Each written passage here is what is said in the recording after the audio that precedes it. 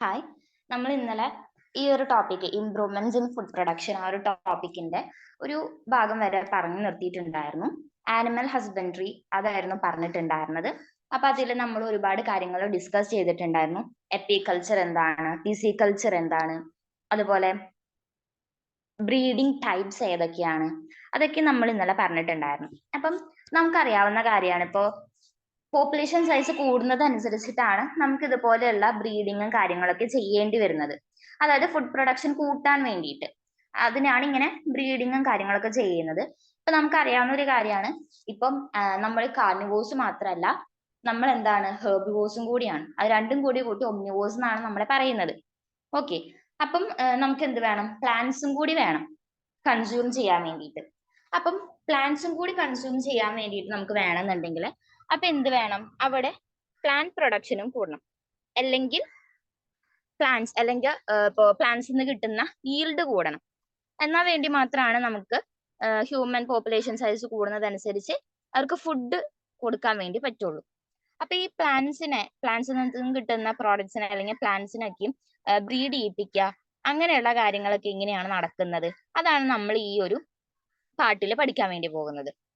അപ്പം ഇപ്പൊ നമുക്കറിയാവുന്ന കാര്യമാണ്, ഇപ്പൊ ആനിമൽസിനെ ബ്രീഡ് ചെയ്യിപ്പിക്കുക, അവരെ കെയർ ചെയ്യുക, പിന്നെ അവർക്ക് ഫുഡ് കൊടുക്കുക, അവർക്ക് ഷെൽട്ടർ കൊടുക്കുക, വാട്ടർ കൊടുക്കുക, അങ്ങനെ ആനിമൽസിനെ മെയിൻറ്റെയിൻ ചെയ്ത് അവരെ വളർത്തിയെടുത്ത് പിന്നീട് അവരെന്നെ ഫുഡാക്കി അങ്ങനെ പ്രിപ്പയർ ചെയ്യുന്ന ആ ഒരു ഫീൽഡിനെ നമ്മൾ പറയുന്ന പേരായിരുന്നു ആനിമൽ ഹസ്ബൻഡറി. അതുപോലെ തന്നെ നമുക്ക് ഹ്യൂമൻസിന് ആവശ്യമായിട്ടുള്ള ഒന്നാണ് പ്ലാന്റ്സ്.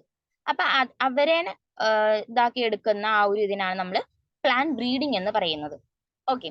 ഇനി ഈ പ്ലാന്റ്സിന്റെ കേസ് വരുമ്പോഴത്തേനും നമുക്കറിയാവുന്ന ഒരു കാര്യമാണ്, ഇപ്പൊ അഗ്രികൾച്ചർ അത് കുറച്ചും കൂടി ഇമ്പോർട്ടന്റ് ആയിട്ട് കൊണ്ടുവന്നത് ഒരു ഫേമസ് ആയിട്ടുള്ള ഒരു സയന്റിസ്റ്റ് ആയിരുന്നു ഇന്ത്യയിൽ തന്നെ. അപ്പം ഫാദർ ഓഫ് ഇന്ത്യൻ അഗ്രികൾച്ചർ അല്ലെങ്കിൽ ഗ്രീൻ റവല്യൂഷൻ എന്നൊക്കെ പറയപ്പെടുന്നത് എം.എസ്. സ്വാമിനാഥനെയാണ്, ഡോക്ടർ എം.എസ്. സ്വാമിനാഥൻ. അപ്പൊ ആ ഒരു പേര് ഓർമ്മിച്ചു വെക്കുക. ഗ്രീൻ റവല്യൂഷന്റെ ഫാദർ അല്ലെങ്കിൽ ഗ്രീൻ റവല്യൂഷൻ എന്ന് ചോദിച്ചാൽ തന്നെ നമ്മുടെ മനസ്സിൽ വരേണ്ട ഒരു കാര്യമാണ്, അല്ലെങ്കിൽ ഒരു പേരാണ് എം.എസ്. സ്വാമിനാഥൻ എന്ന് പറയുന്ന ആൾ.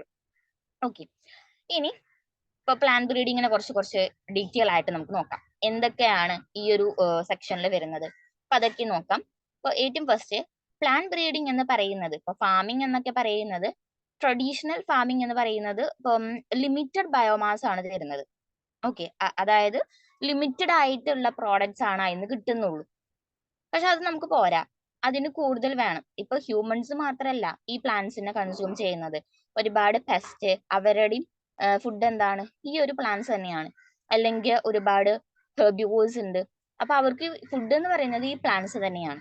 അപ്പൊ പ്ലാന്റ്സ് എന്ന് പറയുന്നത് കുറച്ചും കൂടി ഇമ്പോർട്ടന്റ് ആയിട്ടുള്ള ഒരു ഏരിയ ആണ്. അപ്പൊ അതിനെ കൾച്ചർ ചെയ്യുക അല്ലെങ്കിൽ കൾട്ടിവേറ്റ് ചെയ്യുക എന്നുള്ളതൊക്കെ എന്താണ് അത്രയും ഇമ്പോർട്ടന്റ് ആണ്. അപ്പൊ അതിന് എന്തൊക്കെ ടെക്നിക്സ് ആണ് യൂസ് ചെയ്യുന്നത്, അതൊക്കെയാണ് നമ്മൾ ഇതിൽ പഠിക്കാൻ വേണ്ടി പോകുന്നത്. അപ്പം ഇങ്ങനെ അഗ്രികൾച്ചർ ഏരിയയില് കുറച്ചും കൂടി വാസ്റ്റ് ഡെവലപ്മെന്റ് അല്ലെങ്കിൽ അതിന് കുറച്ചും കൂടി ഇംപ്ലിക്കേഷൻസ് അതൊക്കെയും കൊണ്ടുവന്നത് ഈ ഗ്രീൻ റവല്യൂഷന്റെ ഭാഗമായിട്ടാണ്. ഓക്കെ. ഏറ്റവും കൂടുതൽ ഏത് ടൈപ്പ് വെറൈറ്റീസ് അല്ലെങ്കിൽ ഏത് ടൈപ്പ് ക്രോപ്സ് ആണ് കൂടുതലായിട്ട് ഇങ്ങനെ ബ്രീഡിങ് ചെയ്യിപ്പിച്ചെടുക്കുന്നത് എന്ന് ചോദിച്ചിട്ടുണ്ടെങ്കിൽ വീറ്റും റൈസും മെയ്സ് ഒക്കെയാണ് എക്സാമ്പിൾ ആയിട്ട് നമ്മൾ പറയുന്നത്. അപ്പൊ കുറച്ചും കൂടി ഡീറ്റെയിൽ ആയിട്ട് ഏതൊക്കെ വെറൈറ്റീസ് ആണ് ഇപ്പൊ ഉള്ളത്, അത് ഏതൊക്കെ പെസ്റ്റിനെതിരായിട്ട് ആക്ട് ചെയ്യും, പിന്നെ അവരെ കഴിക്കുന്നത് ഏതൊക്കെ പ്രേസ് ആണ് അല്ലെങ്കിൽ പ്രിഡാറ്റേഴ്സ് ആണ്, അപ്പം അതൊക്കെയും നമുക്ക് മനസ്സിലാക്കാനായിട്ട് പറ്റുന്നുണ്ട്. ഓക്കെ. അപ്പം എന്താണ് പ്ലാന്റ് ബ്രീഡിംഗ് എന്നുള്ളത് ഏറ്റവും ഫസ്റ്റ് നമുക്കൊന്ന് പറഞ്ഞു വെക്കാം. Plant breeding is the purposeful manipulation of plant species in order to create desired plant types that are better suited for cultivation, give better yields and are disease resistant. അതായത് plant സ്പീഷീസിൽ തന്നെ ഒരുപാട് manipulations എന്ന് വെച്ചിട്ടുണ്ടെങ്കിൽ ഹ്യൂമൻസിന് useful ആവുന്ന രീതിയിൽ ആ ഒരു plant സ്പീഷീസിനെ മാറ്റിയെടുക്കാം. അപ്പൊ അതിനാണ് മാനിപ്പുലേഷൻ കൊണ്ട് ഉദ്ദേശിക്കുന്നത്.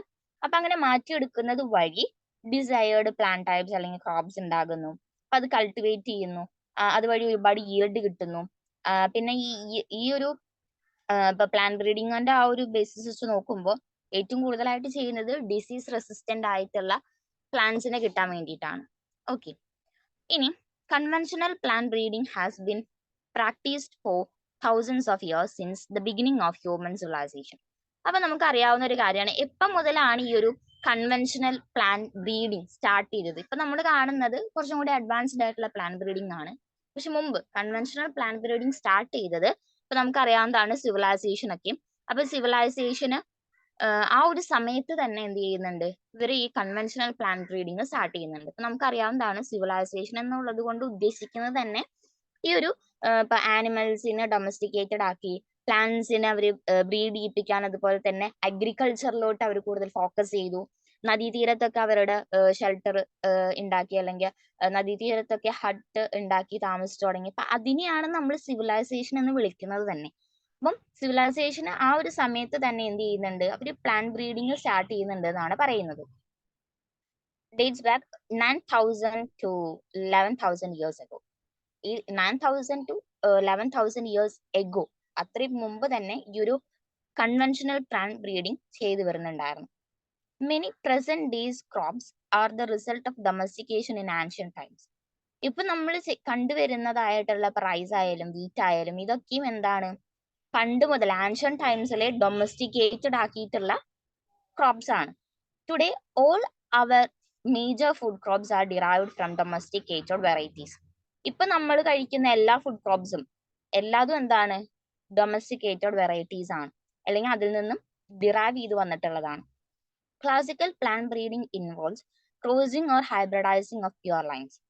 ക്ലാസിക്കൽ പ്ലാൻ ബ്രീഡിംഗ് എന്നുള്ളത് ഉദ്ദേശിക്കുന്നത് പ്യുവർ ലൈൻസിനെ തമ്മിൽ ഹൈബ്രിഡൈസ് ചെയ്യുക അല്ലെങ്കിൽ ക്രോസ് ചെയ്യുക, അങ്ങനെ ഉണ്ടാകുന്നതിനെയാണ് ക്ലാസിക്കൽ പ്ലാൻ ബ്രീഡിംഗ് എന്ന് പറയുന്നത്. ഇനി ഈ ക്ലാസിക്കൽ പ്ലാൻ ബ്രീഡിങ്ങിനെ മാറ്റി നിർത്തിക്കൊണ്ട് വന്നതാണ് artificial selection to produce plants with desirable traits of higher yield, nutrition and resistance to disease. ഇപ്പൊ പണ്ടെന്ന് വെച്ചാൽ yield കൂടുതൽ കിട്ടുന്നതനുസരിച്ചിട്ടൊക്കെ ആയിരുന്നു ബ്രീഡിങ് ചെയ്യിപ്പിച്ചുകൊണ്ടിരുന്നത്. പക്ഷെ ഇപ്പൊ ആർട്ടിഫിഷ്യൽ ആ മെത്തേഡിൽ നോക്കുമ്പോൾ എന്താണ്, ഡിസൈറബിൾ ട്രൈറ്റ്സ് ഉള്ള, ഹൈ yield തരുന്ന, അതുപോലെ തന്നെ ന്യൂട്രീഷണൽ ക്വാളിറ്റി കൂടിയ, ഇപ്പൊ ഡിസീസിന് റെസിസ്റ്റൻസ് കാണിക്കുന്ന വെറൈറ്റീസ് ആണ് ഇപ്പൊ ഉണ്ടാക്കിയെടുക്കുന്നത്. With advancement in genetics, molecular biology, tissue culture, plant breeding is now increasing being carried out by using molecular genetic tools. ഇപ്പം പണ്ടൊക്കെ എന്ന് വെച്ചിട്ടുണ്ടെങ്കിൽ ബെയർ ഹാൻഡ്സോട് കൂടിയിട്ടാണ് ഇതൊക്കെ ചെയ്തിട്ടുണ്ടായിരുന്നത് എന്നുണ്ടെങ്കിൽ ഇപ്പൊ അത് ചെയ്യുന്നത് ജനറ്റിക്സ്, മോളിക്കുലാർ ബയോളജി, ആ ഒരു സ്റ്റഡീസിനൊക്കെയും കമ്പൈൻ ചെയ്തുകൊണ്ടാണ് ഇപ്പോഴത്തെ പ്ലാൻ ബ്രീഡിങ് നടത്തുന്നത്. ടിഷ്യൂ കൾച്ചർ എന്ന് പറഞ്ഞിട്ടുള്ള ടെക്നിക്കൊക്കെ ഇപ്പം കൂടുതലായിട്ട് യൂസ് ചെയ്യുന്നതാണ്. അതായത് ചെറിയൊരു ടിഷ്യൂവിൽ നിന്നും തൗസൻഡ്സ് ഓഫ് പ്ലാന്റ്സ് ഉണ്ടാക്കാൻ വേണ്ടി പറ്റുന്നതാണ് ഈ ടിഷ്യൂ കൾച്ചർ എന്നുള്ള ടെക്നിക് കൊണ്ട് ഉദ്ദേശിക്കുന്നത്. Plant breeding is now increasingly being carried out by using molecular genetic tools. അപ്പൊ ജനറ്റിക് എഞ്ചിനീയറിംഗ് ഒക്കെ നിങ്ങൾ കേട്ടിട്ടുണ്ടാകും. ഇതിനു മുമ്പത്തെ ഇതിലൊക്കെ വീഡിയോസിൽ ഞാൻ ക്ലാസ് ഇട്ടിട്ടുണ്ടായിരുന്നു. അപ്പോൾ ഈ ജനറ്റിക് എഞ്ചിനീയറിംഗ് ആ ഒരു ടെക്നിക്ക് വെച്ചിട്ട്, അല്ലെങ്കിൽ റീകോമ്പിനന്റ് DNA ടെക്നിക്ക് വെച്ചിട്ട് എന്ത് ചെയ്യുന്നുണ്ട്, ഇതുപോലെ പ്ലാൻ വെറൈറ്റീസ് ഉണ്ടാക്കി എടുക്കുന്നുണ്ട്. അതും ഇതുപോലെ ഡിസീസ് റെസിസ്റ്റന്റ് ആയിട്ടുള്ള, ഹൈ yield തരുന്ന, ന്യൂട്രീഷണൽ ക്വാളിറ്റി കൂടിയ അത്രയും ടൈപ്സ് ക്രോപ്സ് ആണ് ഈ ഒരു ജനറ്റിക് എഞ്ചിനീയറിംഗ് ടെക്നോളജി വെച്ചിട്ട് പ്രൊഡ്യൂസ് ചെയ്യുന്നത്. If we were to list the traits or characters that the breeders have tried to incorporate into crop plants, അതായത് ഇപ്പൊ നമ്മൾക്ക് അറിയാം, ഇപ്പൊ ക്രോപ്പ് പ്ലാന്റ്സിന് ഒരുപാട് ട്രേഡ്സ് കാണിക്കുന്നുണ്ട്. ഇപ്പൊ മെന്റൽ, അല്ലെങ്കിൽ ഗ്രെഗർ ജോൺ മെന്റൽ എന്ന് പറഞ്ഞിട്ടുള്ള ആള് ജനറ്റിക്സിൽ ഒരുപാട് എക്സ്പെരിമെന്റ്സ് കോൺട്രിബ്യൂട്ട് ചെയ്തിട്ടുണ്ടെങ്കിൽ, അല്ലെങ്കിൽ ഒരുപാട് പ്രിൻസിപ്പിൾസ്, തിയറീസ് ഒക്കെ കോൺട്രിബ്യൂട്ട് ചെയ്തിട്ടുള്ള ആളാണ്. ഫാദർ ഓഫ് ജനറ്റിക്സ് എന്ന് പറയുന്നത് തന്നെ ആരെയാണ്, ഗ്രെഗർ ജോൺ മെന്റലിനെയാണ്. അപ്പം അവിടെ നമ്മൾ ഗ്രെഗർ ജോൺ മെന്റലിന്റെ എക്സ്പെരിമെന്റ്സ് നോക്കിയിട്ടുണ്ടെങ്കിൽ ആൾ എക്സ്പെരിമെന്റ് ചെയ്തത് ഈ പീ പ്ലാന്റ്സിലാണ്. കാരണം ഈ പീ പ്ലാന്റ് എന്ന് പറയുന്നത് ഒരു ക്രോപ്പ് ആണ്, പക്ഷെ അവര് ഒരുപാട് ട്രേഡ്സ് കാണിക്കുന്ന ആൾക്കാരാണ്. ഇപ്പൊ ഒബ്സർവബിൾ ആയിട്ടുള്ള ട്രേഡ്സ് എത്രയുണ്ടെന്ന് ചോദിച്ചാൽ ഒരു 7 ട്രേഡ്സ് എങ്കിലും നമുക്ക് ഒബ്സർവ് ചെയ്ത് എടുക്കാൻ പറ്റും ഈ പിസം സൊട്ടേവത്തിൽ. അപ്പം അത്രയും ക്രോപ്പിൽ അത്രയും വെറൈറ്റീസ് അല്ലെങ്കിൽ ട്രേഡ്സ് ഉണ്ടെന്നാണ് പറയുന്നത്. The first we would list would be increased crop yield and improved quality. ഏറ്റവും ഫസ്റ്റ് ഇങ്ങനെ പ്ലാൻ ബ്രീഡിങ് ചെയ്യുന്ന സമയത്ത് നമ്മൾ തിരഞ്ഞെടുക്കേണ്ട ഏറ്റവും ഫസ്റ്റത്തെ പാരന്റ്സ് ഉണ്ടല്ലോ, അപ്പൊ അവരെയാണ് നമ്മൾ എന്താണ് ചെയ്യേണ്ടത്, ഏറ്റവും നല്ല yield തരുന്ന, നല്ല ക്വാളിറ്റി ഉള്ള പ്ലാന്റ്സിന് വേണം നമ്മൾ തിരഞ്ഞെടുക്കാൻ വേണ്ടിയിട്ട്, ലിസ്റ്റ് ചെയ്യാൻ വേണ്ടിയിട്ട്. ഇൻക്രീസ്ഡ് ടോളറൻസ് ടു എൻവയോൺമെന്റൽ സ്ട്രെസ്സസ്, അതുപോലെ തന്നെ ഇപ്പൊ സലൈനിറ്റിയിലായാലും എക്സ്ട്രീം ടെമ്പറേച്ചർ ഡ്രോട്ടിലൊക്കെ ആയാലും അതിനൊക്കെയും ടോളറേറ്റ് ചെയ്യുന്നതായിട്ടുള്ള പ്ലാന്റ്സിനെ വേണം തിരഞ്ഞെടുക്കാൻ. അതുപോലെ തന്നെ പാത്തജൻസിനെ റെസിസ്റ്റ് ചെയ്യുന്ന, പാത്തജൻസ് എന്ന് പറയുമ്പോൾ വൈറസ്, ഫംഗൈ, ബാക്ടീരിയ ഒക്കെ ആവാം, അപ്പൊ അതിനെ റെസിസ്റ്റ് ചെയ്യുന്നതായിട്ടുള്ള, അതുപോലെ തന്നെ ഇൻസെക്ട് പെസ്റ്റിനോട് റെസിസ്റ്റൻസ് അല്ലെങ്കിൽ ടോളറൻസ് കാണിക്കുന്നവരെയൊക്കെയാണ് നമ്മൾ എന്ത് ചെയ്യുന്നത്, ഏറ്റവും ഫസ്റ്റ് സെലക്ട് ചെയ്യുന്നത്. എന്നിട്ട് അവരെ തമ്മിലാണ് നമ്മൾ എന്ത് ചെയ്യിപ്പിക്കുന്നത്, ബ്രീഡ് ചെയ്യിപ്പിക്കുന്നത്. ഇനി plant breeding programs are carried out in a systematic way worldwide in government institutions and commercial companies.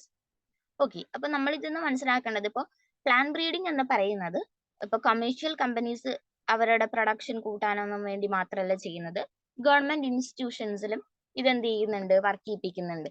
അതെന്തിനു വേണ്ടിയിട്ടാവാം, നമുക്കറിയാവുന്നതാണ്. ഇപ്പൊ കൃഷിഭവനിൽ നിന്നൊക്കെയും സീഡ്സ് ഒക്കെ കൊടുക്കാറുണ്ട് ഫാമേഴ്സിന്. അവർ കൊടുക്കുന്ന ഈ സീഡ്സ് എന്ന് പറയുന്നത് ഇതുപോലെ പ്ലാന്റ് ബ്രീഡിംഗ് ചെയ്യിപ്പിച്ചിട്ടുള്ള വെറൈറ്റീസ്, പ്ലാന്റ് വെറൈറ്റീസിനെയാണ് കൊടുക്കുക. അപ്പൊ അവർക്ക് എന്ത് ചെയ്യാൻ പറ്റി, ഫാമേഴ്സിന് ഒരുപാട് yield അതുപോലെ തന്നെ നല്ല ക്വാളിറ്റി ആയിട്ടുള്ള പ്രോഡക്ട്സും ഉണ്ടാക്കാൻ വേണ്ടി പറ്റും. അപ്പം അതുകൊണ്ടാണ് അങ്ങനെ ചെയ്യുന്നത്. ഇപ്പൊ ഗവൺമെന്റ് ഇൻസ്റ്റിറ്റ്യൂഷൻസും അതുപോലെ തന്നെ കമേഴ്ഷ്യൽ കമ്പനീസും ഇതുപോലെ പ്ലാന്റ് ബ്രീഡിംഗ് പ്രോഗ്രാംസ് ചെയ്യുന്നുണ്ട്. ഇനി ഇവരൊക്കെയും തന്നെ ഫോളോ ചെയ്യുന്ന മെയിൻ സ്റ്റെപ്സ് എന്തൊക്കെയാണ്?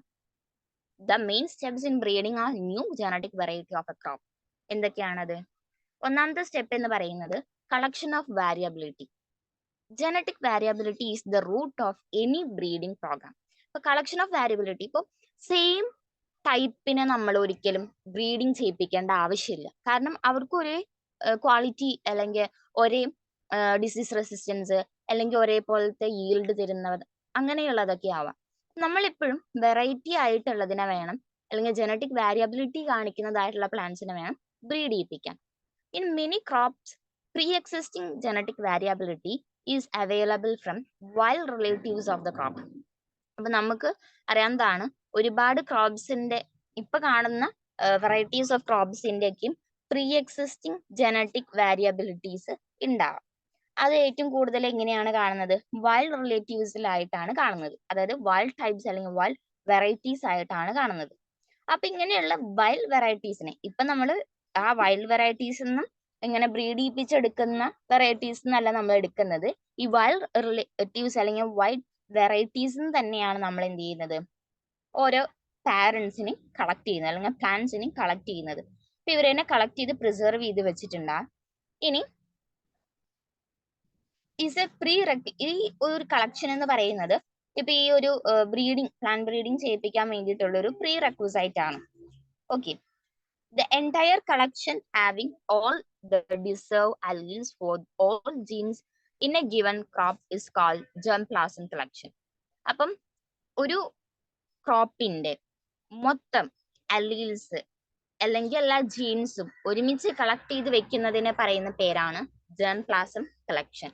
The entire collection having all the diverse alleles for all genes in a given crop is called germplasm collection. ആ ഒരു ക്രോപ്പിനെയായിട്ട് സംബന്ധിച്ച എല്ലാ ജീൻസും എല്ലാത്തിനും ഇതുപോലെ കളക്ട് ചെയ്ത് പ്രിസർവ് ചെയ്യുന്നതിനെയാണ് germplasm collection എന്ന് പറയുന്നത്. അപ്പൊ ഇത്രയാണ് കളക്ഷൻ ഓഫ് വാരിയബിലിറ്റി എന്ന് വെച്ചിട്ടുണ്ടെങ്കിൽ നമ്മൾ സെയിം ആയിട്ടുള്ള പ്ലാന്റ്സിനെ നമ്മൾ breed ചെയ്യിപ്പിക്കാറില്ല.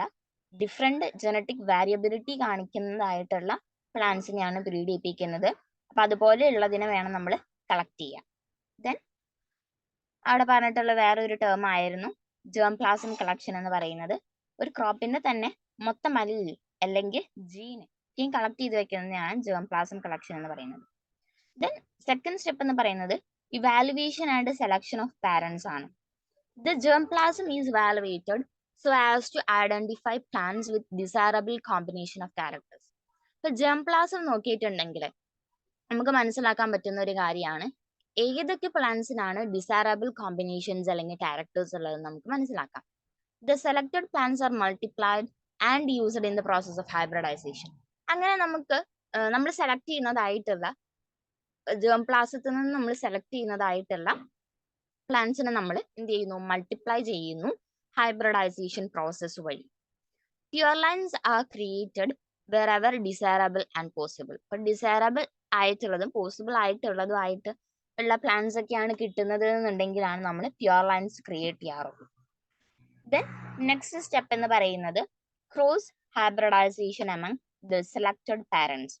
The desired characters have very often to be combined from two different plants. ഇപ്പൊ രണ്ട് ഡിഫറെന്റ് പ്ലാന്റ്സ് തമ്മിൽ അവർക്ക് ഡിസൈറബിൾ ആയിട്ടുള്ള ക്വാളിറ്റീസ് ഉണ്ടായിരിക്കാം. രണ്ട് ഡിഫറെന്റ് ആയിട്ടുള്ള പ്ലാന്റ്സിന് തമ്മിലാണ് കമ്പൈൻ ചെയ്യിപ്പിക്കുന്നത്. For example, high protein quality of one parent may need to be combined with a disease resistant from another parent. അപ്പോൾ ഒരു പ്ലാന്റിന് ഹൈ ക്വാളിറ്റി അല്ലെങ്കിൽ പ്രോട്ടീൻ ക്വാളിറ്റി ആണ് ഉള്ളത് എന്നുണ്ടെങ്കിൽ അടുത്ത പാരന്റ് എങ്ങനെയുള്ളതായിരിക്കണം?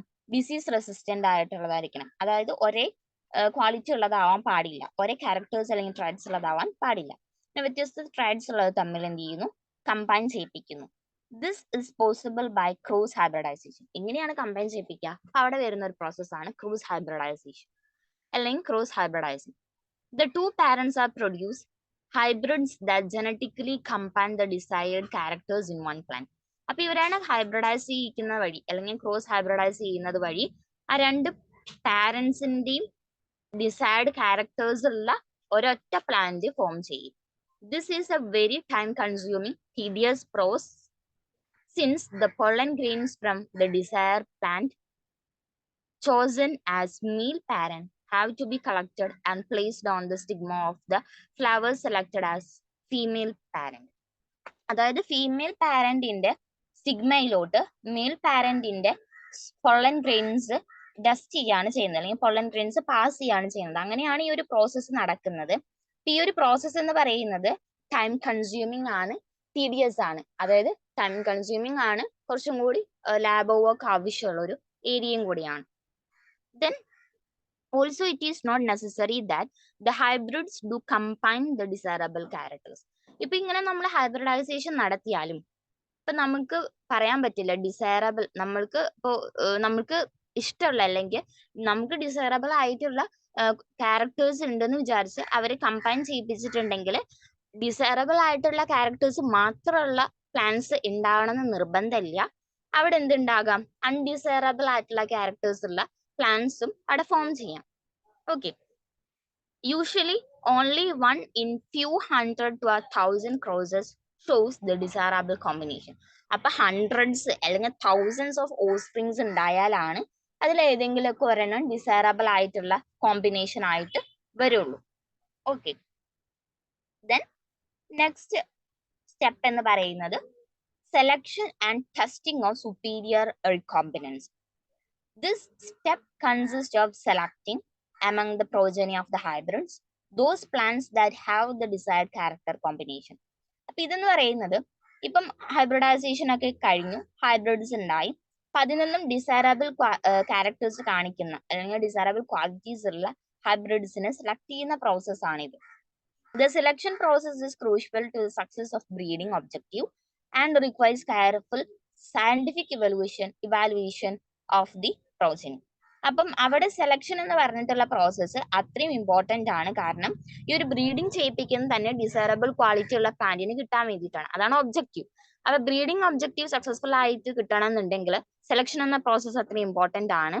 അതുപോലെ തന്നെ ഈ ഒരു കിട്ടിയിട്ടുള്ളതിനെ കെയർഫുൾ ആയിട്ട് കൊണ്ടു നടത്തുക എന്നുള്ളതും ഇമ്പോർട്ടന്റ് ആണ്. അത് കഴിയുമ്പോഴാണ് സയന്റിഫിക് വാലുവേഷൻ നടത്തിയിട്ട് അതിനെ എന്ത് ചെയ്യുന്നത്? റിലീസ് ചെയ്യുന്നത്. This step yields plants that are superior to both of the parents. അതായത് ഈ ഒരു ഹൈബ്രിഡ് നമ്മൾ സെലക്ട് ചെയ്യുന്ന ഡിസൈറബിൾ ക്യാരക്ടേഴ്സ് ഉള്ള ഒരു പ്ലാന്റ് എന്ന് പറയുന്നത് രണ്ട് പാരന്റ് പ്ലാന്റിന്റെ ഒരുമിച്ചുള്ള ഡിസൈറബിൾ ക്യാരക്ടേഴ്സ് ഉള്ള പ്ലാന്റ് ആയിരിക്കും. These are self-pollinated for several generations till they reach a state of uniformity so that the characters will not segregate in the progeny. അപ്പം ഇത് സെൽഫ് പോളിനേറ്റഡ് ആണ്. അതായത് സെൽഫ് പോളിനേഷൻ നടത്തിയാലാണ് ഈ ഒരു പ്ലാന്റ് ആയിട്ട് തന്നെ അല്ലെങ്കിൽ ഈ ഒരു വെറൈറ്റി ആയിട്ട് തന്നെ ഇരിക്കുള്ളൂ. ഇത് ക്രോസ് പോളിനേഷൻ നടത്തിയാൽ വീണ്ടും എന്താവും? വേറെ പ്ലാന്റ്സിന്റെ ക്യാരക്ടേഴ്സ് കൂടി ഇതിലോട്ട് മിക്സ്ഡ് ആയാനുള്ള സാധ്യതയുണ്ട്.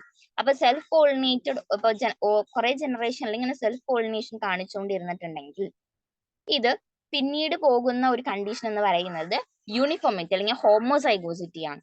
അതായത് സെയിം ടൈപ്പ് ഓഫ് അല്ലാണ് ഉണ്ടായിരിക്കുള്ളൂ. ഓക്കെ, അപ്പൊ അതാണ് പറയുന്നത്. അപ്പം സെലക്ഷൻ എന്ന് പറഞ്ഞിട്ടുള്ള ഒരു പ്രോസസ്സ് എന്ന് പറയുന്നത് ഈ ഒരു പ്ലാന്റ് ബ്രീഡിങ്ങിൽ അത്രയും ഇമ്പോർട്ടന്റ് ആണ്. കാരണം ഇപ്പോൾ ഒരു 100 അല്ലെങ്കിൽ തൗസൻഡ്സ് ഓഫ് വെറൈറ്റീസ് ഇപ്പൊ നമ്മൾ പ്രൊഡ്യൂസ് ചെയ്താലാണ് അതിൽ ഏതെങ്കിലും ഒരെണ്ണത്തിന് ഡിസൈറബിൾ ആയിട്ടുള്ള ക്യാരക്ടേഴ്സ് ഉണ്ടാവുള്ളൂ. അപ്പൊ അതുകൊണ്ട് ആ ഒരു ഡിസൈറബിൾ ക്യാരക്ടർ ഉള്ള പ്ലാന്റിനെ വേണം സെലക്ട് ചെയ്യാൻ. അപ്പൊ സെലക്ഷൻ പ്രോസസ് അത്രയും ഇമ്പോർട്ടന്റ് ആണ്. ദെൻ നെക്സ്റ്റ് സ്റ്റെപ്പ് എന്ന് പറയുന്നത് testing, release and commercialisation of new cultivars. The newly selected lines are evaluated for their yield and other agronomic traits of quality, disease resistance, etc. അപ്പൊ നമ്മൾ ഇതുപോലെ select ചെയ്തിട്ടുള്ള അതുപോലെ തന്നെ ഇവാലുവേറ്റ് ചെയ്തിട്ടുള്ള ഈ ഒരു പ്ലാന്റിനെ അല്ലെങ്കിൽ ഒരു ഓഫ് സ്പ്രിങ്ങിനെ അല്ലെങ്കിൽ ഈ ഒരു ലൈനിനെ എന്ത് ചെയ്യണം, നമ്മൾ ടെസ്റ്റ് ചെയ്തിട്ട് അതിന് ആഗ്രോണോമിക് ട്രാറ്റ്സ് ഉണ്ടോ, അതായത് നല്ല ക്വാളിറ്റി ഉള്ളതാണോ, ന്യൂട്രീഷ്യസ് ആണോ, ഡിസീസ് റെസിസ്റ്റൻസ് ഉണ്ടോ, അങ്ങനെ നല്ല ഈൽഡ് തരുന്നുണ്ടോ, അതെല്ലാം ടെസ്റ്റ് ചെയ്ത് കഴിഞ്ഞിട്ട് എന്ത് ചെയ്യും, this evaluation is done by growing these in the research fields and recording their performance under ideal fertilizer application, irrigation and other crop management practices. അതായത് ഈ ഒരു ഇവാലുവേഷൻ നമ്മൾ നടത്തുന്നത് അഗ്രികൾച്ചർ ഫീൽഡിലോട്ട് ഇതിനെന്ത് ചെയ്യുന്നു, നേരെ ചെന്നിട്ട് അതിനെ കൾട്ടിവേറ്റ് ചെയ്യുന്നു. അങ്ങനെ അത് ഗ്രോ ചെയ്യുന്ന സമയത്ത് നമ്മൾ അതിനെക്കുറിച്ച് സ്റ്റഡി ചെയ്യും. റിസർച്ച് ഇൻസ്റ്റിറ്റ്യൂട്ട്സിൽ അല്ലെങ്കിൽ റിസർച്ച് ഫീൽഡ്സിലോട്ടാണ് ഇതിനെ ഗ്രോ ചെയ്യിപ്പിക്കുന്നത്. അങ്ങനെ എന്നിട്ട് എന്ത് ചെയ്യും, ഇതിനെ സ്റ്റഡി ചെയ്യും, ഇതിന്റെ പെർഫോമൻസ് എങ്ങനെയാണ്, അതുപോലെ തന്നെ ഈ ഒരു ചെടിക്ക് വളരാൻ ആവശ്യമായിട്ടുള്ള ഇപ്പോൾ ഫെർട്ടിലൈസേഴ്സ് കൊടുക്കും, ഇറിഗേഷൻ അതായത് വാട്ടർ സപ്ലൈ ചെയ്യും, അതുപോലെ തന്നെ ക്രോപ്പ് മാനേജ്മെന്റ് പ്രാക്ടീസസ് എല്ലാം നടത്തിയിട്ടാണ് ഈ ഒരു ചെടീനെ നോക്കുന്നത്. എന്നിട്ട് അതിന് ഇവാലുവേറ്റ് ചെയ്ത് അതിന്റെ പെർഫോമൻസ് മാർക്ക് ചെയ്തിട്ടാണ് ഇതിനെന്ത് ചെയ്യുന്നത്, പിന്നീട് ഫാമേഴ്സിന് സീഡ്സ് ആയിട്ട് കൊടുക്കുന്നത്. The evaluation in research fields is followed by testing the materials in farmers fields. ഇനി ഇപ്പൊ ഈ ഒരു ഇവാലുവേഷൻ പിന്നെയും റിസർച്ച് ഫീൽഡിൽ കഴിഞ്ഞിട്ടുണ്ടെങ്കിൽ പിന്നീട് അത് ഫാമേഴ്സിന്റെ ഫീൽഡിൽ ഇതുപോലെ പ്ലാൻ ചെയ്തിട്ട് അതിനെക്കുറിച്ച് സ്റ്റഡി ചെയ്യും. For at least 3 growing seasons at several locations in the country. അപ്പൊ ഒരൊറ്റ ലൊക്കേഷനിൽ മാത്രമല്ല പല ലൊക്കേഷനിലായിട്ട് ഇതിനെ ഗ്രോ ചെയ്യിപ്പിച്ചെടുക്കും.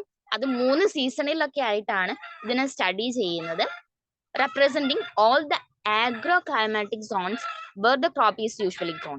അപ്പൊ എവിടേക്കാണ് ഇത് വളരുന്നത് അതനുസരിച്ച് എല്ലാ ക്ലൈമാറ്റിക് കണ്ടീഷനിലും എല്ലാ സീസണിലും ഇതിനെ വളർത്തി നോക്കും. എല്ലാ ഫാമേഴ്സിന്റെ ഫീൽഡിലും വളർത്തി നോക്കും, കൺട്രിയുടെ എല്ലാ ഭാഗത്തും. എന്നിട്ടാണ് ഇതിനെന്ത് ചെയ്യുന്നത്, ഇതിന്റെ പെർഫോമൻസ് നോക്കിയിട്ട് ഇതിനെ പിന്നീട് എന്ത് ചെയ്യുന്നത്, റിലീസ് ചെയ്യുന്നത്. The material is evaluated in comparison to the best available local crop cultivars, a check or reference cultivar. ഇനി ഇതെന്ന് പറയുന്നത് ഇപ്പൊ മെറ്റീരിയൽ ഇവാലുവേറ്റ് ചെയ്ത് കഴിഞ്ഞിട്ടുണ്ടെങ്കിൽ ഇതിനെന്ത് ചെയ്യും, ക്രോപ്പ് കൾട്ടിവർ ആയിട്ട് കൊടുക്കും. അതുപോലെ തന്നെ കുറച്ച് സീഡ് എടുത്ത് ചെക്ക് ചെയ്യാനും അതുപോലെ തന്നെ റെഫറൻസ് കൾട്ടിവർ ആയിട്ടും എടുത്തു വെക്കാറുണ്ട്. ഓക്കെ, അപ്പൊ ഇത്രയാണ് ഒരു പ്ലാന്റ് ബ്രീഡിംഗ് എന്ന് പറഞ്ഞിട്ടുള്ള ടെക്നിക്കിൽ വരുന്ന സ്റ്റെപ്സ്. ഏതൊക്കെയാണെന്ന് നമുക്ക് നോക്കാം. ഏറ്റവും ഫസ്റ്റ് എന്താണ് വരുന്നത്, collection of the variability, evaluation and selection of the parents, cross hybridization. അത് കഴിഞ്ഞിട്ടുണ്ടെങ്കിൽ selection and testing of superior recombinants, testing and release, commercialization of the new cultivar. Okay, അപ്പം ഇങ്ങനെ ഒരുപാട് ക്രോപ്സ് അല്ലെങ്കിൽ ഒരുപാട് ക്രോപ്സ് വെറൈറ്റീസ് ഇന്ത്യയിൽ ഇപ്പോൾ ഉണ്ടാക്കിയിട്ടുണ്ട്. അപ്പൊ അത് ഏതൊക്കെയാണെന്ന് നമുക്ക് നെക്സ്റ്റ് നോക്കാം. ഇപ്പൊ ഈ ഒരു പ്ലാന്റ് ബ്രീഡിംഗ് എന്തുകൊണ്ടാണ് ഇമ്പോർട്ടന്റ് ആയിട്ടുള്ളത്? ഇപ്പൊ ഇന്ത്യയില് അഗ്രികൾച്ചറൽ കൺട്രി ആണ് നമുക്ക് പറയാം. ഇന്ത്യ എന്ന് പറയുന്നത് ഒരു അഗ്രികൾച്ചറൽ കൺട്രി ആണ്.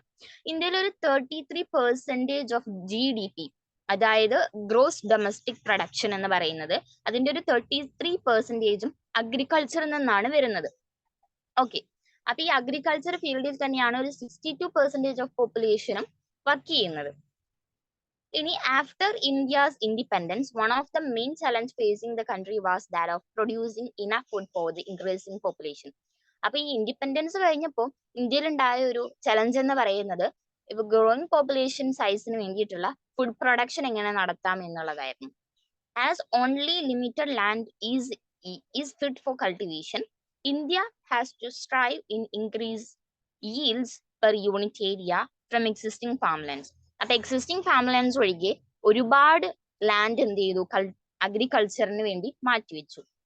The development of several high-yielding varieties of wheat rice in the mid-1960s as a result of various plant breeding techniques led to dramatic increase in fruit production in our country. അപ്പൊ ഈ വീറ്റിന്റെ റൈസിന്റെ ഒക്കെ varieties ഉണ്ടാക്കാൻ വേണ്ടി തുടങ്ങി. High yielding varieties, ഒരുപാട് yield തരുന്ന വീറ്റിന്റെയും റൈസിന്റെയും varieties ഉണ്ടാക്കാൻ തുടങ്ങി. അങ്ങനെ ഫുഡ് പ്രൊഡക്ഷനിൽ കുറച്ചും കൂടി ഗ്രോത്ത് ഉണ്ടായി. This phase is often referred to as green revolution. അപ്പം ഈ ഒരു ഫേസിനെ അല്ലെങ്കിൽ ആ ഒരു പീരീഡിനെ പറയുന്ന പേരാണ് ഗ്രീൻ റവല്യൂഷൻ എന്നുള്ളത്. അതായത് ഇൻഡിപെൻഡൻസ് കഴിഞ്ഞപ്പം ഇന്ത്യ ഫേസ് ചെയ്തൊരു ചലഞ്ച് ആയിരുന്നു ഇപ്പൊ ഗ്രോയിങ് പോപ്പുലേഷന് വേണ്ടിയിട്ടുള്ള അത്രയും ഫുഡ് പ്രൊഡക്ഷൻ നടത്തുക എന്നുള്ളത്. അപ്പൊ അവിടെ എന്ത് ചെയ്തു, ഒരുപാട് ലാൻഡ് ഈ അഗ്രികൾച്ചറിന് വേണ്ടി മാത്രമായിട്ട് മാറ്റിവെച്ചു. എന്നിട്ട് അവിടെ വീറ്റിന്റെ റൈസിന്റെ ഒക്കെ വെറൈറ്റീസ് ഉണ്ടാക്കി അത് കൾട്ടിവേറ്റ് ചെയ്യാൻ വേണ്ടി തുടങ്ങി. അപ്പം ഈ ഒരു ഫേസിനെ ആണ് എന്ത് പറയുന്നത്, അല്ലെങ്കിൽ ആ ഒരു പീരീഡിനെയാണ് ഗ്രീൻ റവല്യൂഷൻ എന്നുള്ളത് കൊണ്ട് പറയുന്നത്.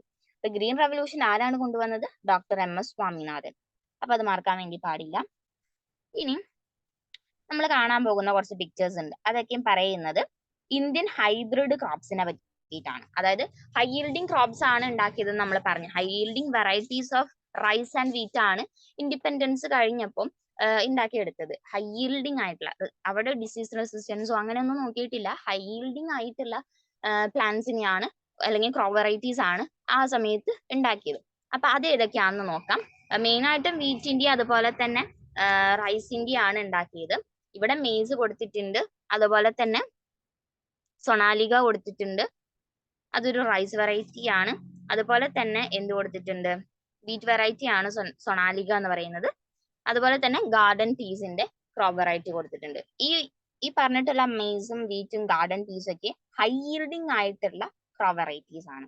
ഇൻഡിപെൻഡൻസ് കഴിഞ്ഞ ഒരു സമയത്ത് ഫുഡ് പ്രൊഡക്ഷൻ കൂട്ടാൻ വേണ്ടി ചെയ്തിട്ടുണ്ടായിരുന്ന ഹൈ yielding വെറൈറ്റീസിൽ വരുന്നതാണ് ഇവരൊക്കെ. അപ്പൊ ഏതൊക്കെയാണ് അത് കുറച്ച് ഡീറ്റെയിൽഡ് ആയിട്ട് നോക്കാം. Wheat and rice. During the period 1960 to 2000, wheat production increased from 11 million tons to 75 million tons, while rice production went up from 35 million tons to 89.5 million tons. അപ്പോൾ ഇത്രയും ഇൻക്രീസ് അല്ലെങ്കിൽ ഇൻക്രിമെന്റ് ഈ ഒരു വീറ്റ് പ്രൊഡക്ഷനിലും റൈസ് പ്രൊഡക്ഷനിലും ഉണ്ടായെന്നാണ് പറയുന്നത്. This was due to the development of semi dwarf varieties of wheat and rice. അപ്പൊ ഇത് എന്തുകൊണ്ടാണ് ഇത്രയും കൂടുതൽ ആയിട്ടുള്ള റൈസ് പ്രൊഡക്ഷനും വീറ്റ് പ്രൊഡക്ഷനും വന്നത്? അതായത് semi dwarf varieties of wheat and rice ആണ് എന്ത് ചെയ്തത്, ഡെവലപ്പ് ചെയ്തെടുത്തത്. അതുകൊണ്ടാണ് ഇത്രയും പ്രൊഡക്ഷൻ ഉണ്ടാക്കാൻ വേണ്ടി പറ്റിയത്. Nobel laureate Norman E Borlaug at International Center for Wheat and Maize Improvement in Mexico developed semi-dwarf wheat. അതായത് സെമി ഡ്വാർഫ് വീറ്റ് അത് ഡെവലപ്പ് ചെയ്തെടുത്തത് നോർമാൻ ഇ ബോർലോഗ് ആണ്. അതുപോലെ തന്നെ in 1963 several varieties such as Sonalika, wheat variety ആണ് Sonalika, Kalyan Sona, which were high yielding and disease resistant, were introduced all over the wheat growing belt of India. Semi-dwarf rice varieties were derived from IR8, Taichung Native 1. The derivatives were introduced in 1966. Later, better yielding semi-dwarf varieties Jaya and Ratna were developed in India. അപ്പൊ ഇന്ത്യയിൽ develop ചെയ്തിട്ടുള്ള രണ്ട് rice varieties ആണ് Jaya and രത്ന. അതുപോലെ തന്നെയുള്ള rice വെറൈറ്റീസിന്റെ പേരാണ് IR8 എന്ന് പറയുന്നത്. ഫിലിപ്പീൻസിലാണ് ആ ഒരു വെറൈറ്റി ഉണ്ടാക്കിയത്. തായ്ചങ് നേറ്റീവ് 1 തായ്വാനിലാണ് ഈ ഒരു പ്ലാൻ വെറൈറ്റി ഉണ്ടാക്കി അല്ലെങ്കിൽ റൈസ് വെറൈറ്റി ഉണ്ടാക്കിയത്. അതുപോലെ തന്നെ സൊണാലിക, കല്യാൺ സോണ എന്ന് പറയുന്നത് എന്തിന്റെ വെറൈറ്റീസ് ആണ്, വീറ്റിന്റെ വെറൈറ്റീസ് ആണ്. അത് ഇന്ത്യയിൽ തന്നെ ഡെവലപ്പ് ചെയ്തെടുത്തിട്ടുള്ളതാണ്. അതിന് ഹൈ yieldingഉം ഡിസീസ് റെസിസ്റ്റൻസും ആയിട്ടുള്ള ക്യാരക്ടേഴ്സ് ആയിരുന്നു ഉണ്ടായിരുന്നത്. ഇനി നെക്സ്റ്റ് പറയുന്നത് ഷുഗർ കെയിനെ പറ്റിയിട്ടാണ്. Saccharum barberi was originally grown in north India. North ഇന്ത്യയിലായിരുന്നു അത് ഒറിജിനലി ഉണ്ടായിരുന്നത്, Saccharum barberi. But had poor sugar content and yield. Sugar content കുറവും അതുപോലെ തന്നെ yield കുറവായിരുന്നു. Tropical canes grown in south India, Saccharum officinarum, had thicker stems and higher sugar content but did not grow well in North India. അപ്പം south ഇന്ത്യയിൽ grown ചെയ്യുന്ന സക്കാരം ഒവീസിനാരം എന്ന് പറഞ്ഞിട്ടുള്ള ആ ഒരു ഷുഗർ കെയിൻ അതിന് തിക്കർ സ്റ്റെംസ് ആണ്, നല്ല ഷുഗർ കണ്ടന്റ് ഉണ്ട്. പക്ഷെ ഇതൊരിക്കലും നോർത്ത് ഇന്ത്യയിൽ ചെയ്യുന്നില്ല അല്ലെങ്കിൽ ഗ്രോ ചെയ്യുന്നില്ല. These two species were successfully crossed to get sugarcane varieties combining the desirable qualities of high yield, thick stems, high sugar, and ability to grow in the sugarcane areas of North India. അപ്പൊ ഇത് ഈ ഒരു south ഇന്ത്യയിൽ വളരുന്നതായിട്ടുള്ള നല്ല sugar കണ്ടന്റും തിക്ക് ആയിട്ടുള്ള stem ഒക്കെയുള്ള ഈ ഒരു സക്കാരം ഒഫീസിനാരത്തിനെ എന്ത് ചെയ്തു, നോർത്ത് ഇന്ത്യയിൽ വളരുന്നതായിട്ടുള്ള സക്കാരം ബാർബേരി, പക്ഷെ അതിന് പുവർ ഷുഗർ കണ്ടന്റും yield ആയിരുന്നു. അപ്പൊ അതിനെ രണ്ടിനെയും കമ്പൈൻ ചെയ്യിപ്പിച്ചപ്പോൾ നല്ല ഒരു വെറൈറ്റി ഫോം ചെയ്തു. അപ്പൊ അതിന് എന്തുണ്ട്, എന്തൊക്കെ ക്വാളിറ്റീസ് ഉണ്ട്? ഹൈ yield ഉണ്ട്, തിക് സ്റ്റെംസ് ഉണ്ട്, ഷുഗർ കണ്ടന്റ് കൂടുതലാണ്. അതുപോലെ നോർത്ത് ഇന്ത്യയിലും എന്ത് ചെയ്യാൻ പറ്റും, അതിന് ഗ്രോ ചെയ്യാൻ പറ്റും. അപ്പൊ അങ്ങനെയുള്ളതായിട്ടുള്ള ഒരു ഷുഗർ കെയിൻ വെറൈറ്റി ഫോം ചെയ്തെടുത്തു എന്നാണ് പറയുന്നത്. Then millets, hybrid maize, hybridization നടത്തിയിട്ടുള്ള maize, jowar, bajra have been successfully developed in India. Hybrid breeding have led to the development of several high-yielding variety resistance to the water stress. അപ്പോൾ water സ്ട്രെസ്സിനെ resist ചെയ്യുന്നതായിട്ടുള്ള varieties, അതായത് മില്ലറ്റ്സിനെ എന്ത് ചെയ്തു, develop ചെയ്തെടുത്തു. അപ്പൊ ഇത്രയും types ആണ് ഇന്ത്യയിൽ ഡെവലപ്പ് ചെയ്തിട്ടുള്ളത്. ഒന്നെന്തൊക്കെയാണ്, ഇപ്പം നോബൽ ലൊറേറ്റ് ആയിട്ടുള്ള നോർമാൻ ഇ ബോർലോഗ് ആണ് വീറ്റിനെയും മെയ്സിനെയൊക്കെയും ഒരുപാട് സെമി ഡോഫ് വീറ്റിനൊക്കെ ഉണ്ടാക്കിയത്, അല്ലെങ്കിൽ ആ ഒരു പ്രൊഡ്യൂസ് ചെയ്തെടുത്തത്. പിന്നെ അതുപോലെ തന്നെ വീറ്റിന്റെയും മെയ്സിന്റെ ഒരുപാട് വെറൈറ്റീസിന്റെ പേര് പറഞ്ഞിട്ടുണ്ടായിരുന്നു. സൊണാലിക കല്യാൺ സോണയാണ് വീറ്റിന്റെ വെറൈറ്റീസ്. IR8 തായ്ചങ് നേറ്റീവ് 1, അതുപോലെ തന്നെ ജയ രത്ന ഒക്കെയാണ് റൈസിന്റെ വെറൈറ്റീസ്. ഷുഗർ കെയിനിൽ ഇപ്പൊ 2 സ്പീഷീസ് ഉണ്ട്, സെക്കാരം ബാർബേരി, സെക്കാരം ഒഫീസിനാരം. അതിനെ കമ്പൈൻ ചെയ്യിപ്പിച്ച് ഷുഗർ കെയിൻ വെറൈറ്റി ഉണ്ടാക്കി. മില്ലറ്റ്സ്, അതായത് ഇപ്പം വാട്ടർ സ്ട്രെസ്സിനൊക്കെ റെസിസ്റ്റ് ചെയ്യുന്നതായിട്ടുള്ള മെയ്സ്, ജോവർ, ബാജ്രേനൊക്കെ ഡെവലപ്പ് ചെയ്തെടുത്തു. ഇനി plant breeding for disease resistance. ഇപ്പൊ പ്ലാൻ ബ്രീഡിങ് ഈൽഡ് കിട്ടാൻ വേണ്ടി മാത്രമല്ല, ഡിസീസ് റെസിസ്റ്റൻസിനും കൂടിയിട്ടാണ് ചെയ്യുന്നത്. അപ്പൊ അതെങ്ങനെയാണെന്ന് നോക്കാം. A wide range of fungal, bacterial, viral pathogens affect the yield of cultivated crop species. അപ്പം നമ്മൾ കൾട്ടിവേറ്റ് ചെയ്യുന്നതായിട്ടുള്ള ക്രോപ്പ് സ്പീഷീസിന് ഡിസീസ് ഒരുപാട് വരുന്നുണ്ട്. അതായത് ഫംഗൽ ഇൻഫെക്ഷന്, ബാക്ടീരിയൽ ഇൻഫെക്ഷന്, വൈറൽ ഇൻഫെക്ഷൻ ഒക്കെ വരുന്നുണ്ട്. അപ്പൊ അതുവഴി ഒരുപാട് ക്രോപ്പ് അല്ലെങ്കിൽ yield ഇല്ലാതെയാവും. എക്സ്പെഷ്യലി ട്രോപ്പിക്കൽ ക്ലൈമറ്റിലാണ് ഈ ഒരു ടൈപ്പ് ഡിസീസ് പ്ലാന്റ്സിനെ കണ്ടുവരുന്നത്. Crop losses can often be significant up to 20 to 30% or sometimes even total. അതായത് ഒരു 20 to 30 അത്രയും നമ്മൾ നട്ടുപിടിപ്പിച്ച ചെടികളൊക്കെ നശിക്കും. ചിലപ്പോൾ ഫുൾ ചെടികളും ഈ ഒരു ഡിസീസ് വന്ന് നശിച്ചു പോകുമെന്നാണ് പറയുന്നത്. അത്രയും ലോസ് ഉണ്ടാകും.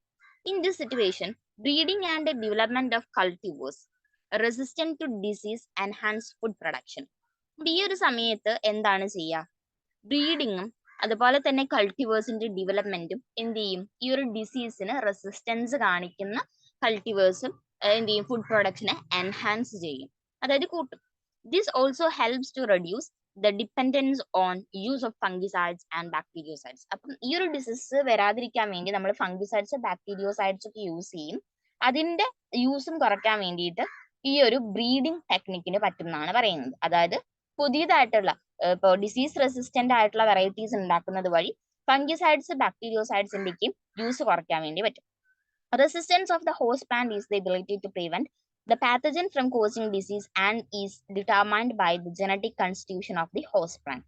അപ്പൊ ഈ ഹോസ്റ്റ് പ്ലാന്റിന്റെ റെസിസ്റ്റൻസ് എന്ന് പറയുന്നത് ഒരുപാട് പാത്തജന്, ഡിസീസ് കോസിംഗ് ആയിട്ടുള്ള പാത്തജനെ റെസിസ്റ്റ് ചെയ്യും. അതുപോലെ തന്നെ ഈ ഒരു ഹോസ്റ്റ് പ്ലാന്റിന്റെ ജനറ്റിക് കോൺസ്റ്റിറ്റ്യൂഷനിൽ എന്ത് വരില്ല, വ്യത്യാസങ്ങളൊന്നും വരില്ല, അതിന് ഒന്നും എന്ത് ചെയ്യില്ല, ഓൾട്ടർ ചെയ്യുന്നില്ല. Before breeding is undertaken, it is important to know about the causative organism and the mode of transmission. ഇപ്പൊ ബ്രീഡിംഗ് ചെയ്യുന്നതിന് മുമ്പ് ഏത് ഓർഗാനിസമാണ് ഈ ഒരു ഡിസീസ് കോസ് ചെയ്യുന്നത്, അതുപോലെ തന്നെ എങ്ങനെയാണ് ഇതിന്റെ മോഡ് ഓഫ് ട്രാൻസ്മിഷൻ നടക്കുന്നത് എന്നുള്ളതൊക്കെ ചെക്ക് ചെയ്യണം എന്നാണ് പറയുന്നത്. Some of the disease caused by fungi are rust, അതായത് brown rust of wheat, red rot of sugarcane and blight of potato, late blight of potato എന്ന് പറയുന്നതൊക്കെ എന്താണ്, അതായത് ബ്രൗൺ റസ്റ്റ് ഓഫ് വീറ്റ്, അതായത് റസ്റ്റ്, ഇപ്പൊ ബ്രൗൺ റസ്റ്റ് ഓഫ് വീറ്റ് എന്ന് പറയുന്നതൊക്കെ fungi cause ചെയ്യുന്നതാണ്. ഇപ്പൊ ബ്ലാക്ക് റോട്ട് ഓഫ് ഇപ്പൊ red rot of sugarcane, late blight of potato എന്ന് പറയുന്നതൊക്കെയും ബാക്ടീരിയ ആണ് കോസ് ചെയ്യുന്നത്. Black rot of crucifers bacteria ആണ് ഉണ്ടാക്കുന്നത്.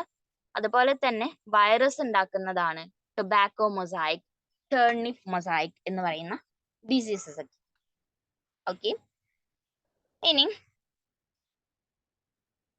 എങ്ങനെയൊക്കെയാണ് methods of breeding for disease resistance? ഈ ഡിസീസ് റെസിസ്റ്റന്റ് ആയിട്ടുള്ള വെറൈറ്റീസ് കിട്ടാൻ എന്തൊക്കെ മെത്തേഡാണ് ചെയ്യേണ്ടത്? Breeding is carried out by the conventional breeding technique. Conventional രീതിയിലാണ് ചെയ്യുന്നത്. ഓർ ബൈ മ്യൂട്ടേഷൻ ബ്രീഡിംഗ്, അല്ലെങ്കിൽ മ്യൂട്ടേഷൻ ബ്രീഡിംഗ് ആയിട്ടാണ് ചെയ്യുന്നത്.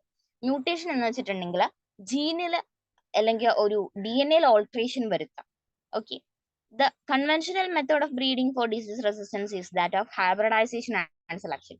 കൺവെൻഷണൽ ടൈപ്പ് എന്ന് പറയുന്നത് ഹൈബ്രിഡൈസേഷൻ നടത്തുക, അതിന് സെലക്ട് ചെയ്തെടുക്കുക എന്നുള്ളതാണ്. Its steps are essentially identical to those for breeding for any other agronomic characters such as high yield. The various sequential steps are, എന്തൊക്കെയാണ് ഇതിൽ വരുന്ന സീക്വൻഷ്യൽ സ്റ്റെപ്സ്? ഏറ്റവും ഫസ്റ്റ് വരുന്നത് screening germplasm for resistance source. അപ്പൊ germplasm screen ചെയ്ത് resistance source എടുക്കുക.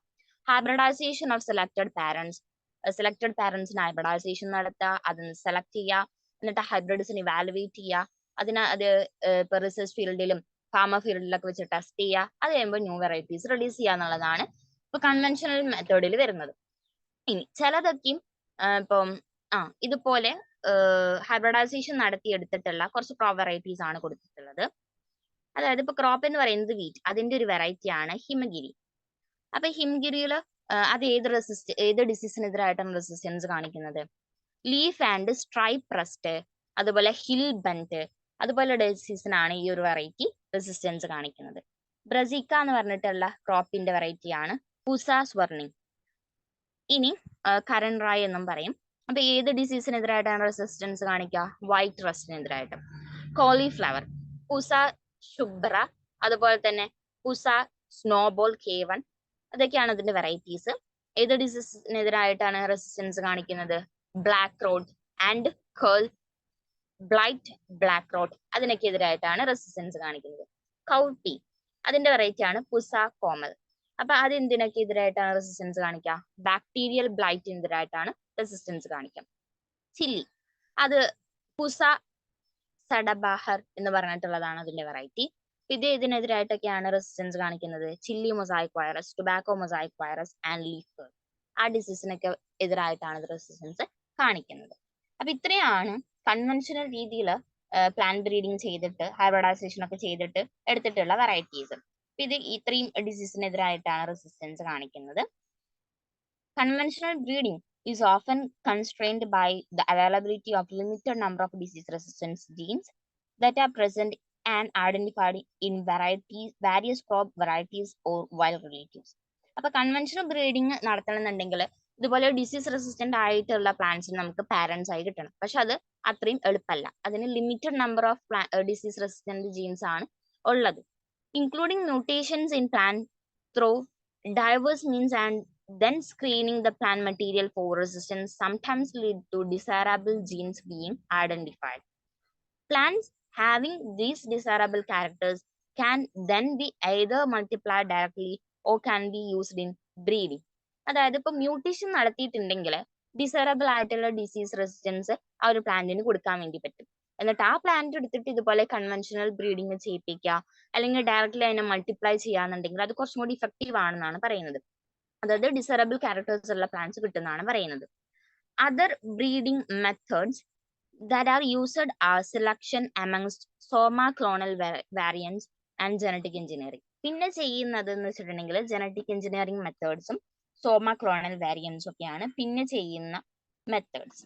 Okay, ഇനി നമ്മൾ പറഞ്ഞിട്ടുള്ള ഒരു കാര്യമായിരുന്നു മ്യൂട്ടേഷനും ഇതുപോലെ തന്നെ ഡിസീസ് റെസിസ്റ്റന്റ് ആയിട്ടുള്ളതിന് കിട്ടാൻ വേണ്ടിയിട്ട് ചെയ്യുന്ന ഒരു ടെക്നിക്കാണ്. എന്താണ് മ്യൂട്ടേഷൻ എന്ന് നോക്കാം. It is the process by which genetic variations are created through changes in the base sequence within the sequence. അതായത് within the gene.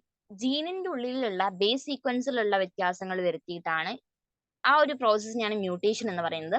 അങ്ങനെ എന്ത് ചെയ്യാൻ പറ്റും? ഡിസീസ് റെസിസ്റ്റന്റ് പ്ലാന്റ്സിനെ ഉണ്ടാക്കാൻ വേണ്ടി പറ്റും. Resulting in the creation of new character or trait not found in the parental type. Parental ടൈപ്പിൽ ഇല്ല, കാരണം ആ ഒരു പാരന്റിന്റെ ജീനിന്റെ ഉള്ളിലുള്ള വ്യത്യാസങ്ങൾ വരുത്തിയിട്ട് അല്ലെങ്കിൽ ബേസ് സീക്വൻസിൽ വ്യത്യാസങ്ങൾ വരുത്തിയിട്ടാണ് പുതിയൊരു പ്ലാന്റിനെ ഉണ്ടാക്കുന്നത്.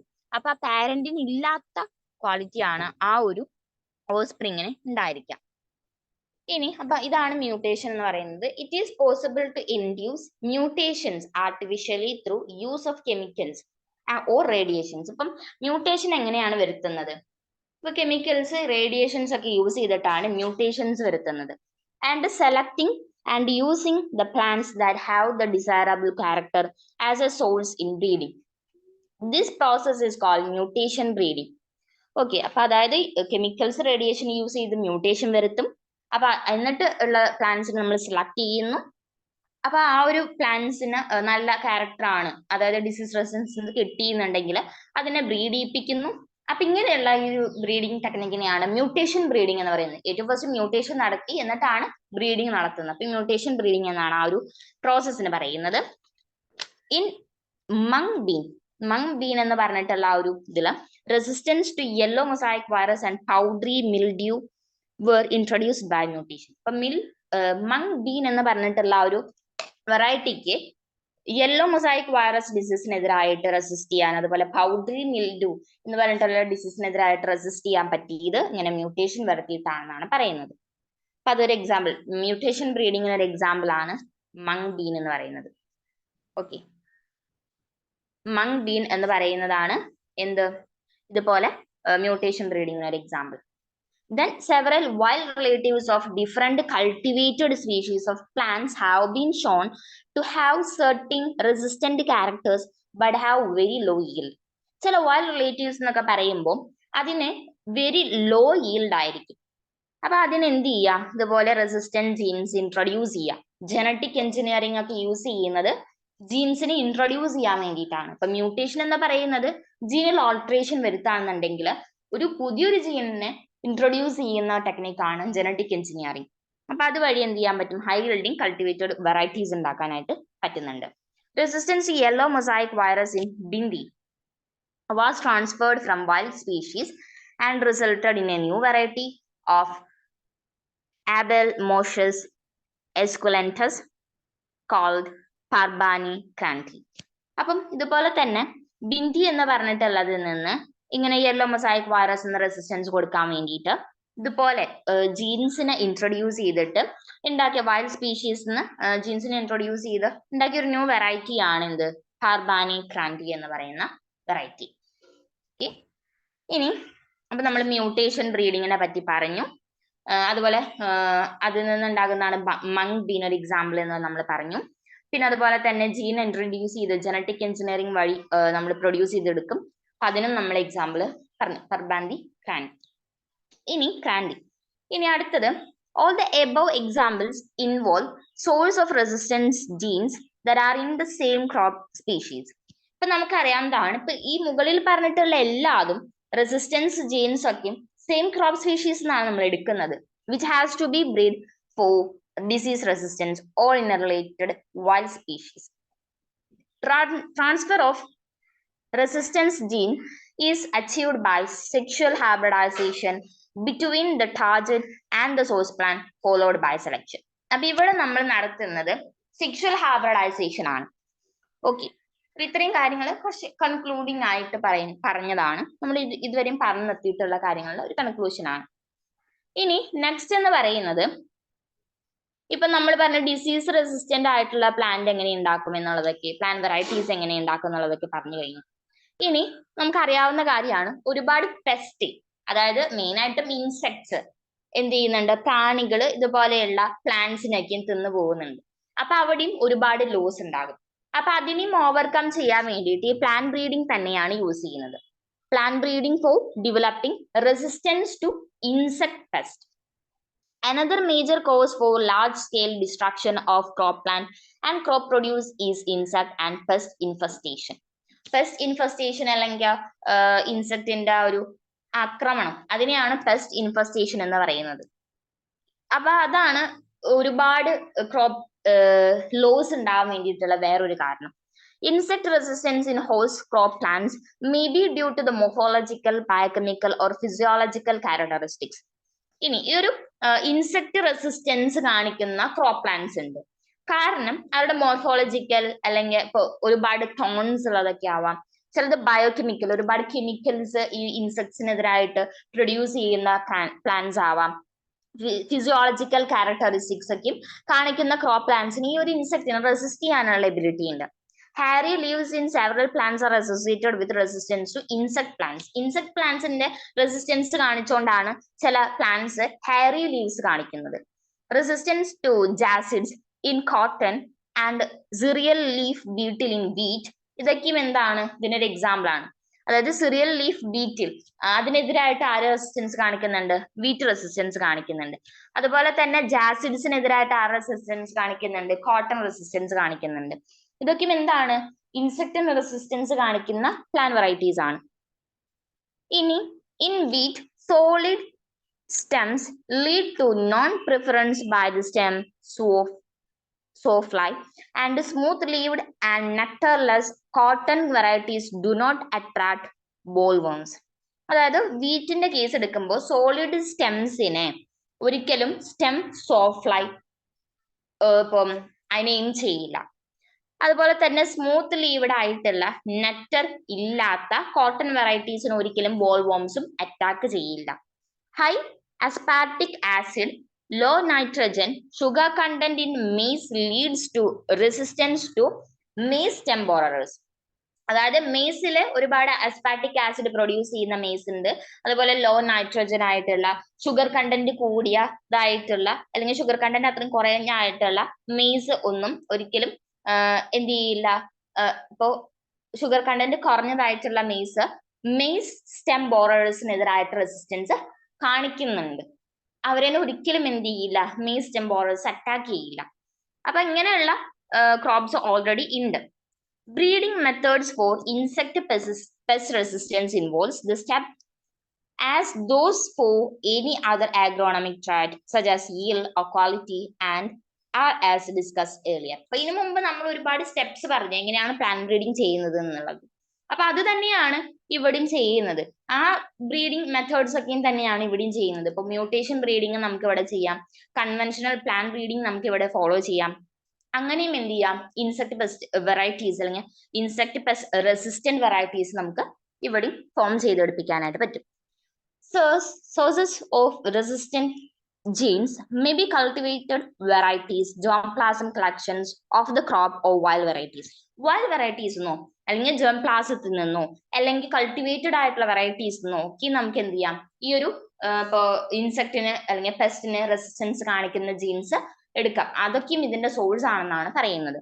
ഇനി ഹൈബ്രിഡൈസേഷനും സെലക്ഷനും വഴി എടുത്തിട്ടുള്ള കുറച്ച് ഇൻസെക്ട് റെസിസ്റ്റന്റ് ആയിട്ടുള്ള പ്ലാന്റ് വെറൈറ്റീസ് ആണ് നെക്സ്റ്റ് നോക്കുന്നത്. അപ്പൊ ഇത് ഈ ഒരു ടേബിൾ എന്ന് പറയുന്നത് ഇമ്പോർട്ടന്റ് ആണ്, അത്രയും പഠിച്ചു വെക്കാം. അപ്പൊ ക്രോപ്പ് എന്ന് പറയുന്നത് ബ്രസിക്കയാണ്. റേപ്പ് സീഡ് മസ്റ്റർഡ് എന്നാണ് ഈ ബ്രസിക്കനെ നമ്മൾ കോമൺലി വിളിക്കുന്നത്. അപ്പൊ അതിന്റെ ഒരു വെറൈറ്റിയാണ് പുസ ഗോറവ് എന്ന് പറയുന്നത്. അപ്പൊ അത് റെസിസ്റ്റൻസ് കാണിക്കുന്നത് അഫിഡ്സിനെതിരായിട്ടാണ്. ഫ്ലാറ്റ് ബീൻ, പുസ സെം 2, പുസ സെം 3 എന്നൊക്കെ പറയുന്ന വെറൈറ്റീസ്, ഈ ഫ്ലാറ്റ് ബീന്റെ വെറൈറ്റീസ് റെസിസ്റ്റൻസ് കാണിക്കുന്നത് ജാസിഡ്സിന്, അഫിഡ്സിന്, അതുപോലെ ഫ്രൂട്ട് ബോളേഴ്സിനൊക്കെ എതിരായിട്ടാണ്. ഓക്ര അല്ലെങ്കിൽ ബിന്ദി എന്ന് പറയുന്ന ആ ഒരു ക്രോപ്പിന്റെ വെറൈറ്റീസ് ആണ് പുസ സവാനി, അതുപോലെ പുസ A4 എന്നൊക്കെ പറയുന്നത്. അത് റെസിസ്റ്റൻസ് കാണിക്കുന്നത് shoot and fruit ബോളേഴ്സിന് എതിരായിട്ടാണ്.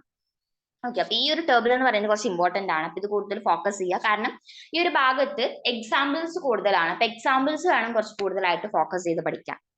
Then plant breeding for improved quality. അപ്പൊ നമ്മൾ ഇത്രയും പഠിച്ചത് എങ്ങനെ ഹൈ ഈൽഡ് ഉള്ള പ്ലാൻ വെറൈറ്റീസ് ഉണ്ടാക്കാം, എങ്ങനെ ഇൻസെക്റ്റിന് റെസിസ്റ്റൻസ് കാണിക്കുന്ന പ്ലാൻ വെറൈറ്റീസ് ഉണ്ടാക്കാം, എങ്ങനെ ഡിസീസിന് റെസിസ്റ്റൻസ് കാണിക്കുന്ന പ്ലാൻ വെറൈറ്റീസ് ഉണ്ടാക്കാം എന്നുള്ളതൊക്കെയാണ്. ഇനി എങ്ങനെ ഇംപ്രൂവ്ഡ് ഫുഡ് ക്വാളിറ്റി, അതായത് ഫുഡ് എന്ന് നമ്മൾ കഴിക്കുന്നത് നമുക്ക് ഒരുപാട് പ്രോട്ടീൻ, ഒരുപാട് ന്യൂട്രീഷൻ ഒക്കെ കിട്ടാൻ വേണ്ടിയിട്ടാണ്. അപ്പൊ എങ്ങനെ ഇതുപോലുള്ള ഫുഡ് ക്വാളിറ്റി ഉള്ള അല്ലെങ്കിൽ അത്രയും ക്വാളിറ്റി ഉള്ള ക്രോപ്സ് ഉണ്ടാക്കാം. അപ്പൊ അതെങ്ങനെ പ്ലാന്റ് ബ്രീഡിംഗ് വഴി ഉണ്ടാക്കാം എന്നുള്ളതാണ് നെക്സ്റ്റ് നോക്കുന്നത്. More than 840 million people in the world do not have adequate food to meet their daily food and nutritional requirements. ഇപ്പോൾ നമ്മൾ ഫുഡ് കഴിക്കുന്നത് നമ്മുടെ ഡെയിലി നീഡ്സ്, നമുക്ക് എനർജി കിട്ടാൻ വേണ്ടിയിട്ടാണ്. അപ്പൊ അവിടെ കാർബോഹൈഡ്രേറ്റ്, അതായത് വീട്ടിൽ നിന്ന് റൈസ് നമുക്ക് കാർബോഹൈഡ്രേറ്റ് ഒക്കെയാണ് കിട്ടുന്നത്. പക്ഷെ അത് മാത്രം പോരാ, നമുക്ക് പ്രോട്ടീൻ വേണം, വൈറ്റമിൻസ് വേണം, മിനറൽസ് വേണം. അപ്പൊ ഇതൊക്കെ കിട്ടണമെന്നുണ്ടെങ്കിൽ അതൊക്കെയുള്ള ഫുഡ്സ് നമ്മൾ കഴിക്കണം. അപ്പൊ അതിന് വേണ്ടിയിട്ട് നമ്മൾ ഒരുപാട് വെറൈറ്റീസ് കഴിക്കേണ്ടതായിട്ട് വരും, plan varieties. A far greater number, 3 billion people suffer from micronutrient, protein, vitamin deficiencies or hidden hunger because they cannot afford to buy enough fruits, vegetables, legumes, fish and meat. ഇപ്പൊ ഒരുപാട് ആൾക്കാർ, ഇപ്പൊ ഒരു 3 billion people, അത്രയും പേര് മൈക്രോന്യൂട്രിയൻസിന്റെ deficiency, അതുപോലെ ഇപ്പം നമുക്കറിയാം സിങ്കിന്റെ ഡെഫിഷ്യൻസി, കാൽഷ്യത്തിന്റെ ഡെഫിഷ്യൻസി, അങ്ങനെ ഒരുപാട് ഡെഫിഷ്യൻസി കാണിക്കുന്നവരുണ്ട്. അതുപോലെ പ്രോട്ടീൻ ഡെഫിഷ്യൻസി, വൈറ്റമിൻ ഡെഫിഷ്യൻസി ഒക്കെ കാണിക്കുന്ന ഒരുപാട് പീപ്പിൾ ഉണ്ട്. അതൊക്കെ എന്തുകൊണ്ടാണ്? അതൊക്കെ അടങ്ങിയിരിക്കുന്ന vegetables, legumes, fish, meat, fruits ഒന്നും അവർക്ക് പൈസ കൊടുത്ത് വാങ്ങിക്കാൻ ഇല്ലാത്തത് കൊണ്ടാണ്. അപ്പം ഇങ്ങനെ ഇപ്പൊ ഹങ്കർ എന്ന് പറയുന്നത് ഫുഡ് കിട്ടാത്ത അവസ്ഥയാണ്. പക്ഷെ ഹിഡൻ ഹങ്കർ എന്ന് പറഞ്ഞിട്ടുള്ള ഈ ഒരു ടേം മീൻ ചെയ്യുന്നത്, ഇപ്പൊ ഹിഡൻ ഹങ്കർ എന്ന് പറഞ്ഞിട്ടുള്ള ഈ ഒരു ടേം മീൻ ചെയ്യുന്നത്, ഇപ്പൊ നമ്മൾ ഫുഡൊക്കെ കഴിക്കുന്നുണ്ട്, പക്ഷെ ആവശ്യമുള്ള വൈറ്റമിൻസും മിനറൽസും ഒക്കെ അടങ്ങിയിട്ടുള്ള ന്യൂട്രീഷ്യസ് ആയിട്ടുള്ള ഫുഡ് കിട്ടുന്നില്ല എന്നുണ്ടെങ്കിൽ അതിനാണ് ഹിഡൻ ഹങ്കർ എന്ന് പറയുന്നത്. അപ്പൊ ഒരുപാട് വൈറ്റമിൻ ഡെഫിഷ്യൻസീസ്, അതുപോലെ micro nutrition deficiencies, protein deficiencies ഒക്കെ നമുക്ക് ഉണ്ടാവും.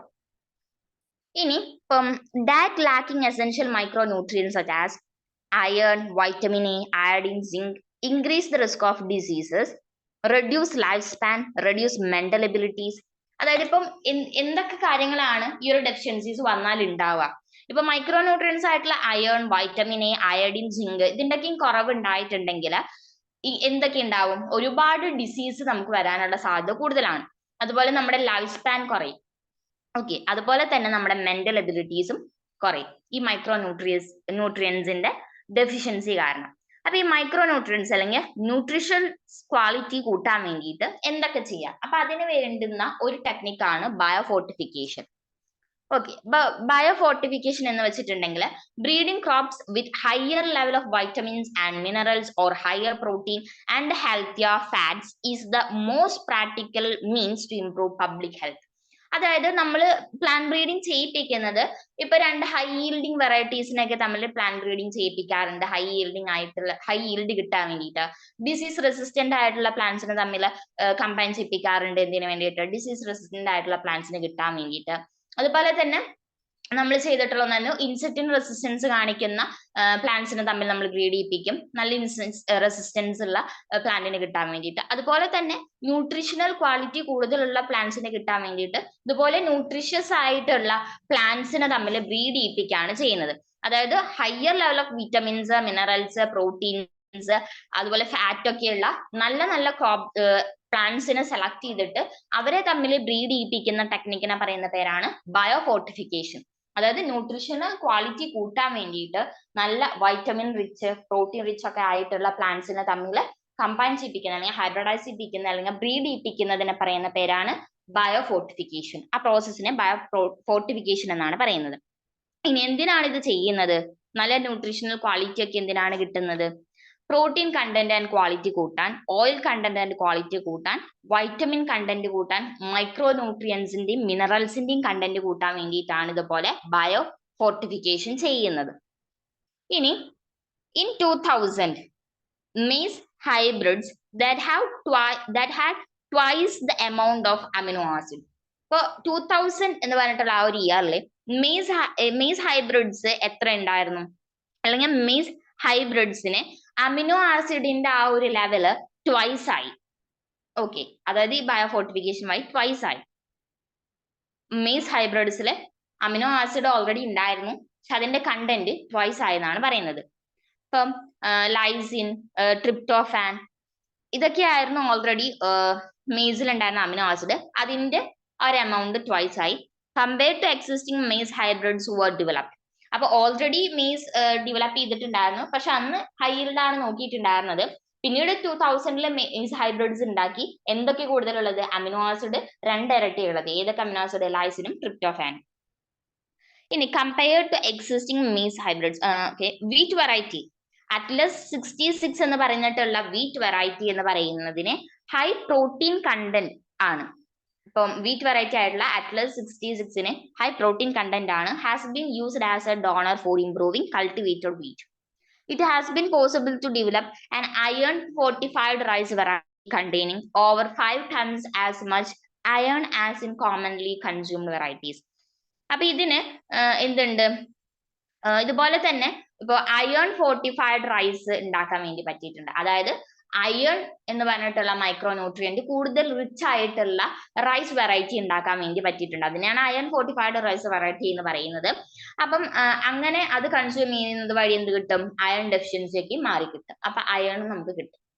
ഇനി the Indian agriculture research institute new Delhi has also released several vegetable crops that are rich in vitamins and minerals.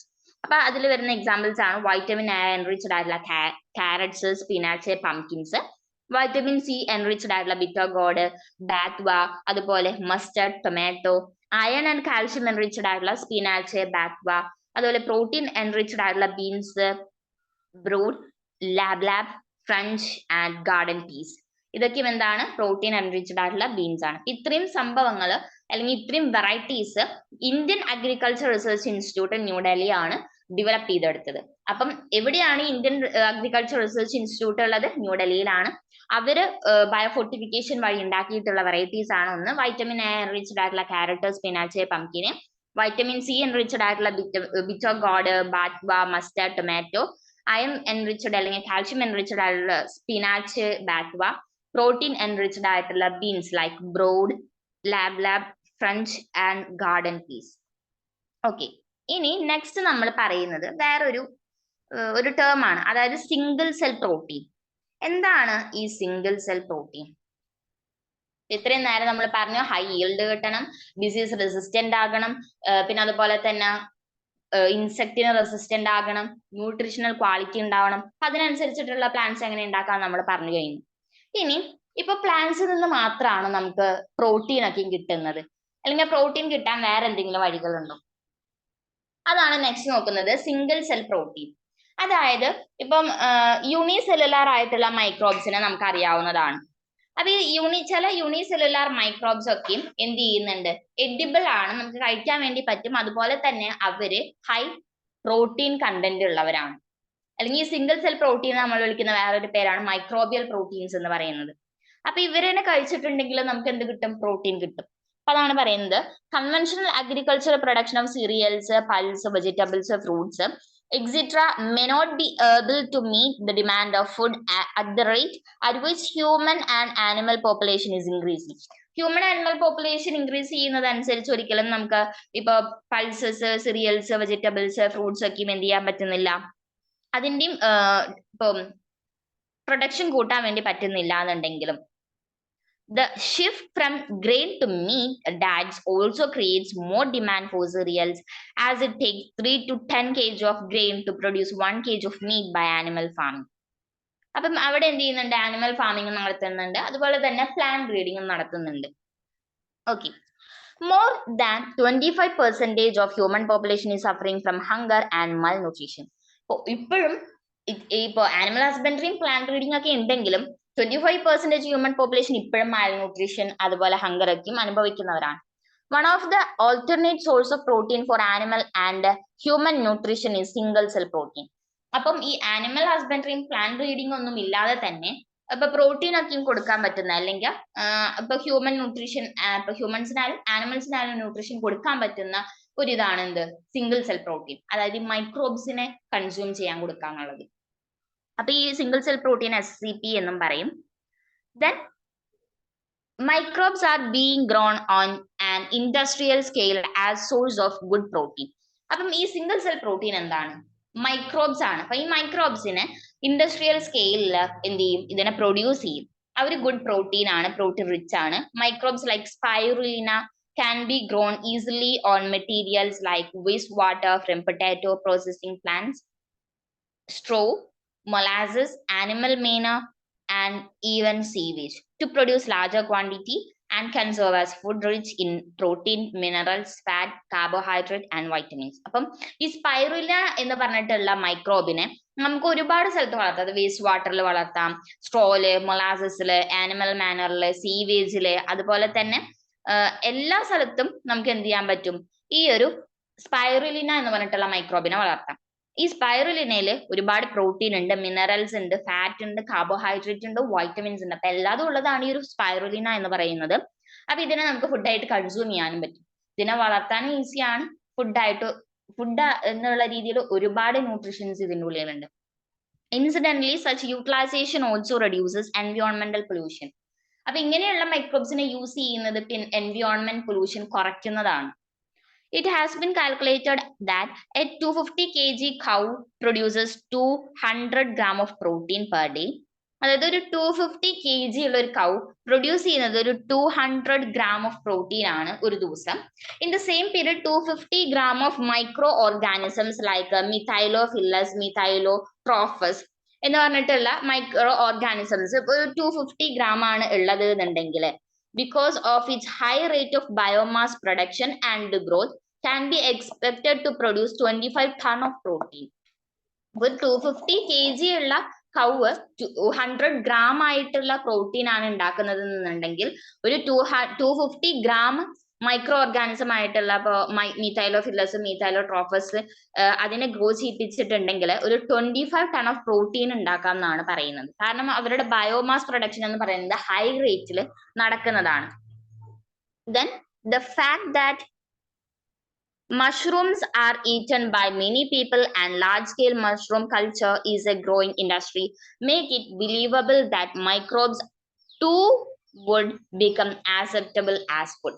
അപ്പൊ നമുക്ക് മൈക്രോബ്സ് എന്ന് പറയുമ്പോൾ കേൾക്കുമ്പോൾ തന്നെ പേടിയാണ്. കാരണം ബാക്ടീരിയ, ഫംഗസ്, വൈറസ് ഒക്കെയാണ് ഉള്ളതെന്നാണ് നമ്മുടെ വിചാരം. പക്ഷെ അതില് ആൽഗീസ്, അതുപോലെ തന്നെ ഈ മഷ്റൂംസ് ഒക്കെയും പെടുന്നുണ്ട്.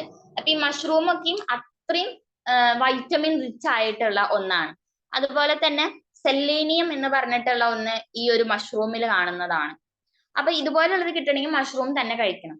അപ്പൊ ഈ മഷ്റൂമിനെ ഗ്രോ ചെയ്യിപ്പിക്കുന്ന ആ ഒരു ഏരിയ ഇപ്പൊ ഒരു ഇൻഡസ്ട്രി, അത്രയും വലിയൊരു ഇൻഡസ്ട്രി ആയിട്ട് മാറിയിട്ടുണ്ടെന്നാണ് ഇപ്പൊ പറയുന്നത്. പിന്നെ അതുപോലെ തന്നെ മൈക്രോബ്സിനെ നമ്മളൊക്കെ ആക്സെപ്റ്റ് ചെയ്യാൻ തുടങ്ങി, ഫുഡായിട്ട് ആക്സെപ്റ്റ് ചെയ്യാനും തുടങ്ങി എന്നാണ് പറയുന്നത്. ദെൻ ഈ ഒരു ഫുഡ് പ്രൊഡക്ഷന് നമ്മൾ നെക്സ്റ്റ് ചെയ്യുന്ന ഒരു ടെക്നിക്കാണ് ടിഷ്യൂ കൾച്ചർ എന്ന് പറയുന്നത്. അപ്പൊ നമ്മൾ സിംഗിൾ സെൽ പ്രോട്ടീന്റെ കാര്യം പറഞ്ഞു. ഒരു യൂണിസെല്ലുലാർ ആയിട്ടുള്ള, അതായത് ഒരൊറ്റ സെല്ല് മാത്രമുള്ള ഓർഗാനിസംസ് ആണ് മൈക്രോ ഓർഗാനിസംസ്. അവരെ നമുക്ക് ഫുഡായിട്ട് യൂസ് ചെയ്യാം, കാരണം അവര് പ്രോട്ടീൻ റിച്ച് ആണെന്ന് നമ്മൾ പറഞ്ഞു കഴിഞ്ഞു. ഇനി ടിഷ്യൂ കൾച്ചർ എന്ന് പറഞ്ഞിട്ടുള്ളത് ഒരു വേറൊരു ടെക്നിക്കാണ്. അതെന്താണെന്ന് നോക്കാം. As traditional breeding technique failed to keep pace with demand and to provide sufficiently fast and efficient systems for crop improvement, another technology is called tissue culture got developed. അതായത് ഇപ്പൊ നമ്മള് breeding techniques ഒക്കെയും കണ്ടു, ഒരുപാട് techniques ഇപ്പൊ നമ്മൾ കണ്ടു കഴിഞ്ഞു. പക്ഷെ ഇതൊക്കെയും വെച്ചിട്ട് ഈ ക്രോപ്പിന്റെ ഇംപ്രൂവ്മെന്റ് ഒന്നും നടത്താൻ പറ്റിയിട്ടില്ല. അപ്പൊ അവിടെ വന്നിട്ടുള്ള വേറൊരു ടെക്നോളജി ആയിരുന്നു ടിഷ്യൂ കൾച്ചർ എന്ന് പറയുന്നത്. What does tissue culture mean? It was learned by scientists during 1950s start ചെയ്തത്. That all plants could be regenerated from explant. അതായത് ഒരു എക്സ്പ്ലാന്റ് ഉണ്ടെങ്കിൽ അതിന്റെ ആ ഒരു പ്ലാന്റിന്റെ എല്ലാ ഭാഗത്തു നിന്നും നമുക്ക് എന്ത് ചെയ്യിപ്പിക്കാൻ പറ്റും, വീണ്ടും പ്ലാന്റ്സിനെ റീജനറേറ്റ് ചെയ്യിപ്പിക്കാൻ വേണ്ടി പറ്റും. That is any part of the plant can be taken out and grown in A test tube. അപ്പൊ ടെസ്റ്റ് ട്യൂബ് വെച്ചിട്ട് നമുക്ക് ആ ഒരു പ്ലാന്റിന്റെ ഏതൊരു ഭാഗം വേണമെന്നുണ്ടെങ്കിലും ഗ്രോ ചെയ്യിപ്പിച്ചെടുക്കാം എന്നാണ് പറയുന്നത്. ഒരു പുതിയ പ്ലാന്റ് ആയിട്ട് ഗ്രോ ചെയ്യിപ്പിച്ചെടുക്കാം എന്നാണ് പറയുന്നത്. This under stearyl condition in special nutrient media. അതായത് സ്റ്റിറൈൽ കണ്ടീഷൻ ആയിരിക്കണം, അതുപോലെ സ്പെഷ്യൽ മീഡിയാസ് ഒക്കെയും കൊടുക്കണം. എന്നാൽ എന്ത് ചെയ്യാൻ പറ്റും, ഏതൊരു പ്ലാന്റ് പാർട്ട് എടുത്താലും അതിൽ നിന്ന് പുതിയ പ്ലാന്റ് രൂപപ്പെടുത്തി എടുക്കാം എന്നാണ് പറയുന്നത്. This capacity to generate a whole plant from an cell or explant is called totipotency. അതായത് ഒരു എക്സ്പ്ലാന്റിൽ നിന്നും അല്ലെങ്കിൽ എക്സ്പ്ലാന്റിന്റെ ഒരു സെല്ലിൽ നിന്നോ അല്ലെങ്കിൽ അതിന്റെ ഏതെങ്കിലും ഒരു ഭാഗത്ത് നിന്നോ പുതിയൊരു പ്ലാന്റ് ജനറേറ്റ് ചെയ്ത് വരുന്ന ആ ഒരു പ്രോസസ്സിനെ പറയുന്ന പേരാണ് ടോട്ടിപൊട്ടൻസി എന്നുള്ളത്. Then you will learn how to accomplish this in higher classes. It is important to stress here that the nutrient medium must provide a carbon source such as sucrose, and also in organic salts, vitamins, amino acids, and growth regulators like auxins, cytokines, etc. അപ്പൊ ഇവിടെ നമ്മൾ എന്ത് ചെയ്യണം? ഈ nutrient medium കൊടുക്കണം. അപ്പൊ അതിൽ എന്തൊക്കെ ഉണ്ടാവണം? sucrose, inorganic salts, vitamins, amino acid, growth regulators like auxins, cytokines ഒക്കെ ഉണ്ടായിരിക്കണം.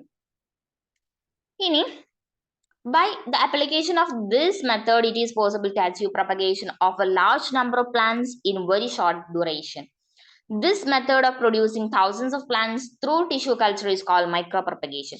അതായത് ഇപ്പൊ ടിഷ്യൂ കൾച്ചർ എന്ന് പറയുന്നത് ഒരു എക്സ്പ്ലാന്റ് അല്ലെങ്കിൽ ഒരു പ്ലാന്റിന്റെ ഏതെങ്കിലും ഒരു പാർട്ടിൽ നിന്ന് ഒരു പുതിയ പ്ലാന്റ് ഉണ്ടാക്കുക എന്നുള്ളതാണ്. അതായത് ഒരു ടിഷ്യൂ എടുത്ത് അതിൽ നിന്ന് ഒരു പുതിയ പ്ലാന്റ് ഉണ്ടാക്കുക എന്നുള്ളതാണ്. അപ്പൊ ആ ഒരു എബിലിറ്റിനെ നമ്മൾ എന്ത് പറയും? ടോട്ടിപൊട്ടൻസി എന്ന് പറയും.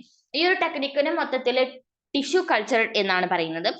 ഇനി ഈ ഒരു പ്ലാന്റിന്റെ ഏതെങ്കിലും ഒരു ഭാഗത്തു നിന്ന് അല്ലെങ്കിൽ ഒരു ഭാഗം എടുത്തിട്ട് അതിൽ നിന്നും ഒരുപാട് ഈ ടിഷ്യൂ കൾച്ചർ യൂസ് ചെയ്തിട്ട് തൗസൻഡ്സ് ഓഫ് ഇതുപോലത്തെ പ്ലാന്റ്സ് ഒരേപോലത്തെ പ്ലാന്റ്സിനെ ഉണ്ടാക്കുക, ആ ഒരു പ്രോസസ്സിനെ പറയുന്ന പേരാണ് മൈക്രോ പ്രൊപ്പഗേഷൻ. ഓക്കെ, അപ്പൊ ടിഷ്യൂ കൾച്ചർ നമ്മൾ പറഞ്ഞു, പ്ലാന്റിന്റെ ഏതൊരു ഭാഗം എടുത്താൽ അതിൽ നിന്ന് വീണ്ടും പ്ലാന്റ് ഉണ്ടാകും, അത് ടിഷ്യൂ കൾച്ചർ. പിന്നെ ടോട്ടിപൊട്ടൻസി നമ്മൾ പറഞ്ഞു, ഇങ്ങനെ ഒരു പ്ലാന്റിന്റെ ഏതെങ്കിലും ഒരു ഭാഗം എടുത്തിട്ട് അതിൽ നിന്ന് പുതിയ ഒരു പ്ലാന്റായി മാറാൻ ആ ഒരു കഴിവിനെ ടോട്ടിപൊട്ടൻസി എന്നും പറഞ്ഞു. ഇനി ഒരു പ്ലാന്റിൽ നിന്നും തൗസൻഡ്സ് ഓഫ് പ്ലാന്റ്സ് വീണ്ടും ഉണ്ടാക്കുക എന്നുള്ളതിനെ ആ ഒരു പ്രോസസ്സിനെ മൈക്രോ പ്രൊപ്പഗേഷൻ എന്നാണ് പറയുന്നത്. Each of these plants will be genetically identical to the original plant from which they were grown. That is, they are soma clones. അതായത് ഇപ്പൊ നമ്മൾ ഇതുപോലെ ഒരു പ്ലാന്റിൽ നിന്നും തൗസൻഡ്സ് ഓഫ് പ്ലാന്റ്സ് വീണ്ടും ഉണ്ടാക്കിയിട്ടുണ്ടെങ്കിൽ അതിനൊക്കെ ഓഫ് സ്പ്രിങ്സ് എന്നാണ് പറയുന്നത്. ഈ ഓഫ് സ്പ്രിങ്സ് ഒക്കെയും എന്തായിരിക്കും? ഒരേപോലെ ആയിരിക്കും.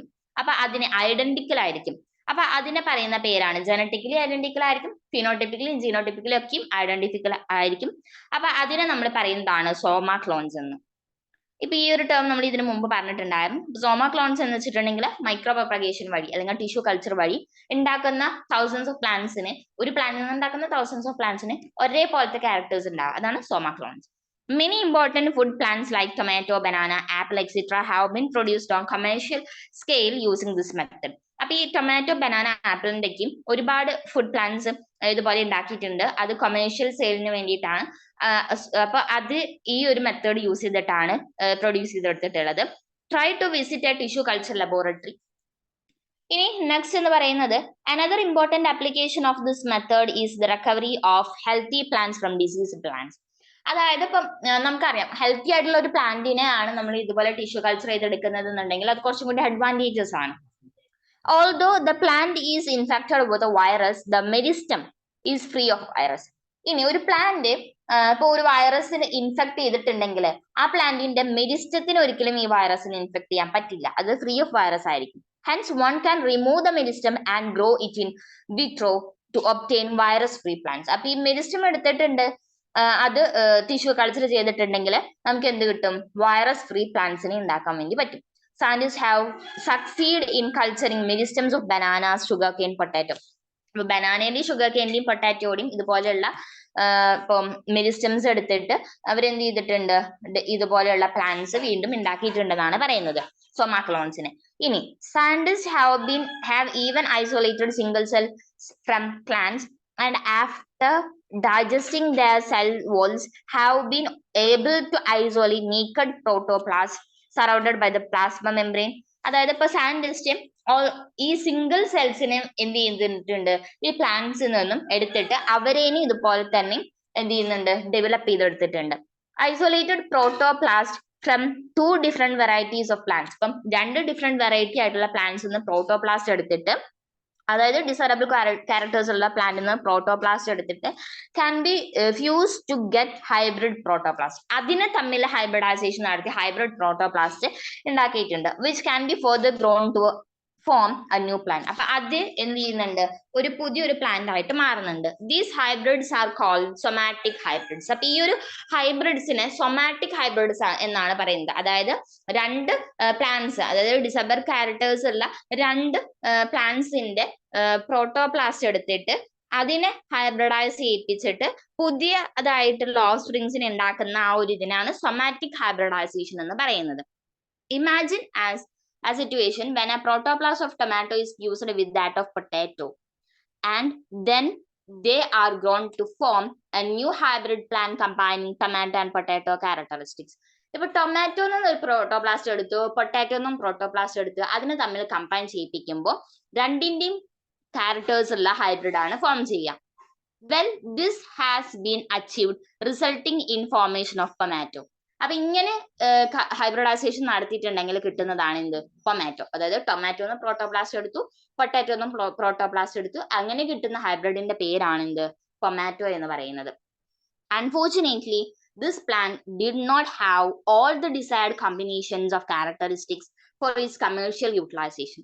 But unfortunately, ഈ ഒരു പ്ലാന്റിനെ ഒരിക്കലും എന്തുണ്ടാവില്ല, ഡിസൈഡ് കോമ്പിനേഷൻസ് ഉണ്ടാവണം എന്ന് നിർബന്ധമില്ല. അപ്പൊ അതുകൊണ്ട് തന്നെ ഇത് കൊമേഴ്ഷ്യൽ യൂട്ടിലൈസേഷൻ എന്ത് ചെയ്യുന്നില്ല, യൂസ് ചെയ്യുന്നില്ല. അത്രയും ഡിസൈറബിൾ അല്ല എന്നുള്ളതാണ് പറയുന്നത് ഈ ടൊമാറ്റോ എന്ന് പറയുന്നത്. ഓക്കെ, ഈ ടിഷ്യൂ കൾച്ചറിന്റെ ഏരിയ കുറച്ചും കൂടി ഇമ്പോർട്ടന്റ് ആണ്. ടിഷ്യൂ കൾച്ചർ നമ്മൾ പറഞ്ഞു, ഒരു പ്ലാന്റിന്റെ ഏതെങ്കിലും ഒരു ഭാഗത്ത് നിന്ന് എക്സ്പ്ലാന്റ് എന്നാണ് പറയുന്നത് പാരന്റ് ആയിട്ട് എടുക്കുന്ന പ്ലാന്റിന്. അപ്പൊ അതിന്റെ ഏതെങ്കിലും ഒരു ഭാഗത്ത് നിന്ന് പുതിയൊരു പ്ലാന്റ് വീണ്ടും ഉണ്ടാകുന്നുണ്ടെങ്കിൽ ആ ടെക്നിക്കിനാണ് ടിഷ്യൂ കൾച്ചർ എന്ന് പറയുന്നത്. ഇനി ഒരു പ്ലാന്റിന്റെ ഏതെങ്കിലും ഒരു ഭാഗം ഇതുപോലെ പുതിയൊരു പ്ലാന്റ് ആയിട്ട് മാറുന്നുണ്ടെങ്കിൽ ആ ഒരു എബിലിറ്റിക്ക് പറയുന്ന പേരാണ് ടോട്ടി പൊട്ടൻസി എന്ന് പറയുന്നത്. പിന്നെ മൈക്രോ പ്രൊപ്പഗേഷൻ, അതായത് ഒരു പ്ലാന്റിൽ നിന്നും തൗസൻഡ്സ് ഓഫ് പ്ലാന്റ്സ് വീണ്ടും ഉണ്ടാക്കുക, അതിന്റെ ഓഫ്സ്പ്രിങ്സ് ഉണ്ടാക്കുക എന്നുള്ളതിനെ പറയുന്ന പേരാണ് മൈക്രോ പ്രൊപ്പഗേഷൻ എന്ന്. പിന്നെ ഈ ടിഷ്യൂ കൾച്ചർ വഴി അല്ലെങ്കിൽ മൈക്രോ പ്രൊപ്പഗേഷൻ ഒക്കെ വഴി ഉണ്ടാകുന്ന പ്ലാന്റ്സിനെ സെയിം ആയിട്ടുള്ള ക്യാരക്ടറിസ്റ്റിക്സ് അല്ലെങ്കിൽ സെയിം ഐഡന്റിക്കൽ ആയിരിക്കും എന്നാണ് പറയുന്നത്. അപ്പൊ ഐഡന്റിക്കൽ ഓഫ്സ്പ്രിങ്സിനെ വിളിക്കുന്ന ഒരു പേരാണ് സൊമാക്രോൺസ് എന്ന് പറയുന്നത്. പിന്നെ അതുപോലെ മെരിസ്റ്റം, ഇപ്പൊ വൈറസ് ഒക്കെ ഇൻഫെക്റ്റഡ് ആയിട്ടുണ്ടെങ്കിൽ മെരിസ്റ്റം എപ്പോഴും വൈറസ് ഫ്രീ ആയിരിക്കും. അപ്പൊ മെരിസ്റ്റം എടുത്തിട്ട് ഇതുപോലെ ടിഷ്യൂ കൾച്ചർ ചെയ്യാൻ പറ്റും. അതുപോലെ എന്ത് ചെയ്യാം, ഇപ്പം സൊമാറ്റിക് ഹൈബ്രിഡ്സ്, ഇപ്പൊ അതായത് ഇപ്പോ ടൊമാറ്റോന്ന് ഇപ്പൊ പ്രോട്ടോപ്ലാസ്റ്റ് എടുത്തു എന്ന് വിചാരിക്കുക, പൊട്ടാറ്റോന്നും പ്രോട്ടോപ്ലാസ്റ്റ് എടുത്ത് അതിനെ തമ്മിൽ ഹൈബ്രിഡൈസിങ് ചെയ്യിക്കാനും പറ്റും. അപ്പം അങ്ങനെ ഉള്ളതിനെ സൊമാറ്റിക് ഹൈബ്രിഡ്സ്, അങ്ങനെ കിട്ടുന്നതിന് സൊമാറ്റിക് ഹൈബ്രിഡ്സ് എന്നും അതിന് സൊമാറ്റിക് ഹൈബ്രിഡൈസേഷനും എന്നാണ് പറയുന്നത്.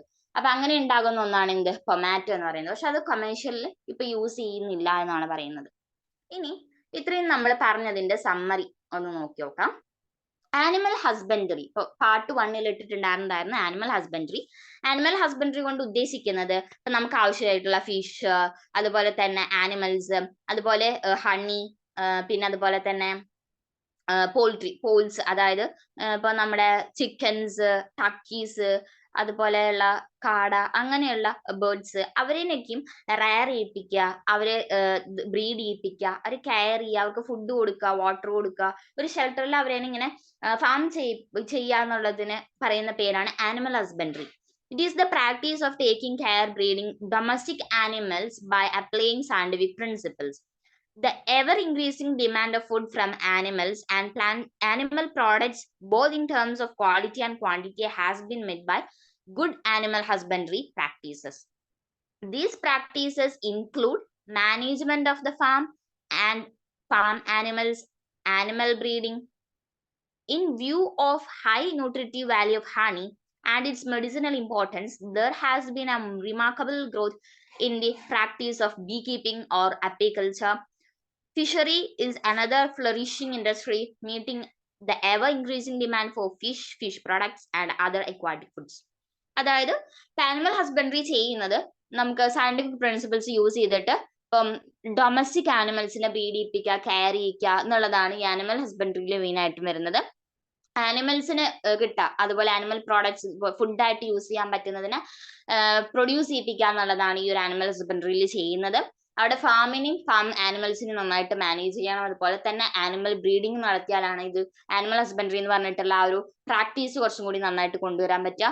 അതുപോലെ ഇപ്പൊ നമുക്കറിയാവുന്നതാണ് ന്യൂട്രിറ്റീവ് വാല്യൂ ഓഫ് ഹണി എന്ന് പറയുന്നത് കുറച്ചും കൂടി കൂടുതലാണ്. അപ്പം അതൊക്കെ മെഡിസിനൽ ഇമ്പോർട്ടൻസ് കൂടിയതാണ്. അപ്പൊ അതിനൊക്കെ ബീ കൾച്ചർ, എപ്പിക്കൾച്ചർ കുറച്ചും കൂടി ഇമ്പോർട്ടന്റ് ആയിട്ട് നോക്കിയിട്ടുണ്ടെങ്കിൽ അതിന് ഏൺ ചെയ്യാനും നല്ല പ്രോഫിറ്റ് ഉണ്ടാക്കുന്നതാണ് പറയുന്നത്. ഫിഷറിയും ഇതുപോലെ തന്നെ ഇമ്പോർട്ടന്റ് ആണ്. ഫിഷിന്റെയും ഫിഷ് പ്രോഡക്ട്സിന്റെയും അതിന്റെയും നല്ല നല്ല രീതിയിലുള്ള പ്രാക്ടീസസ് കൊണ്ടുവരികയാണെന്നുണ്ടെങ്കിൽ ഫിഷിന്റെയും ഫിഷ് പ്രോഡക്ട്സ് ഒക്കെ കൂട്ടാൻ വേണ്ടി പറ്റുന്നതാണ് പറയുന്നത്. അതാണ് ഫിഷറീസ്, പിസികൾച്ചർ എന്ന് നമ്മൾ അതിന് പറയുന്നുണ്ട്.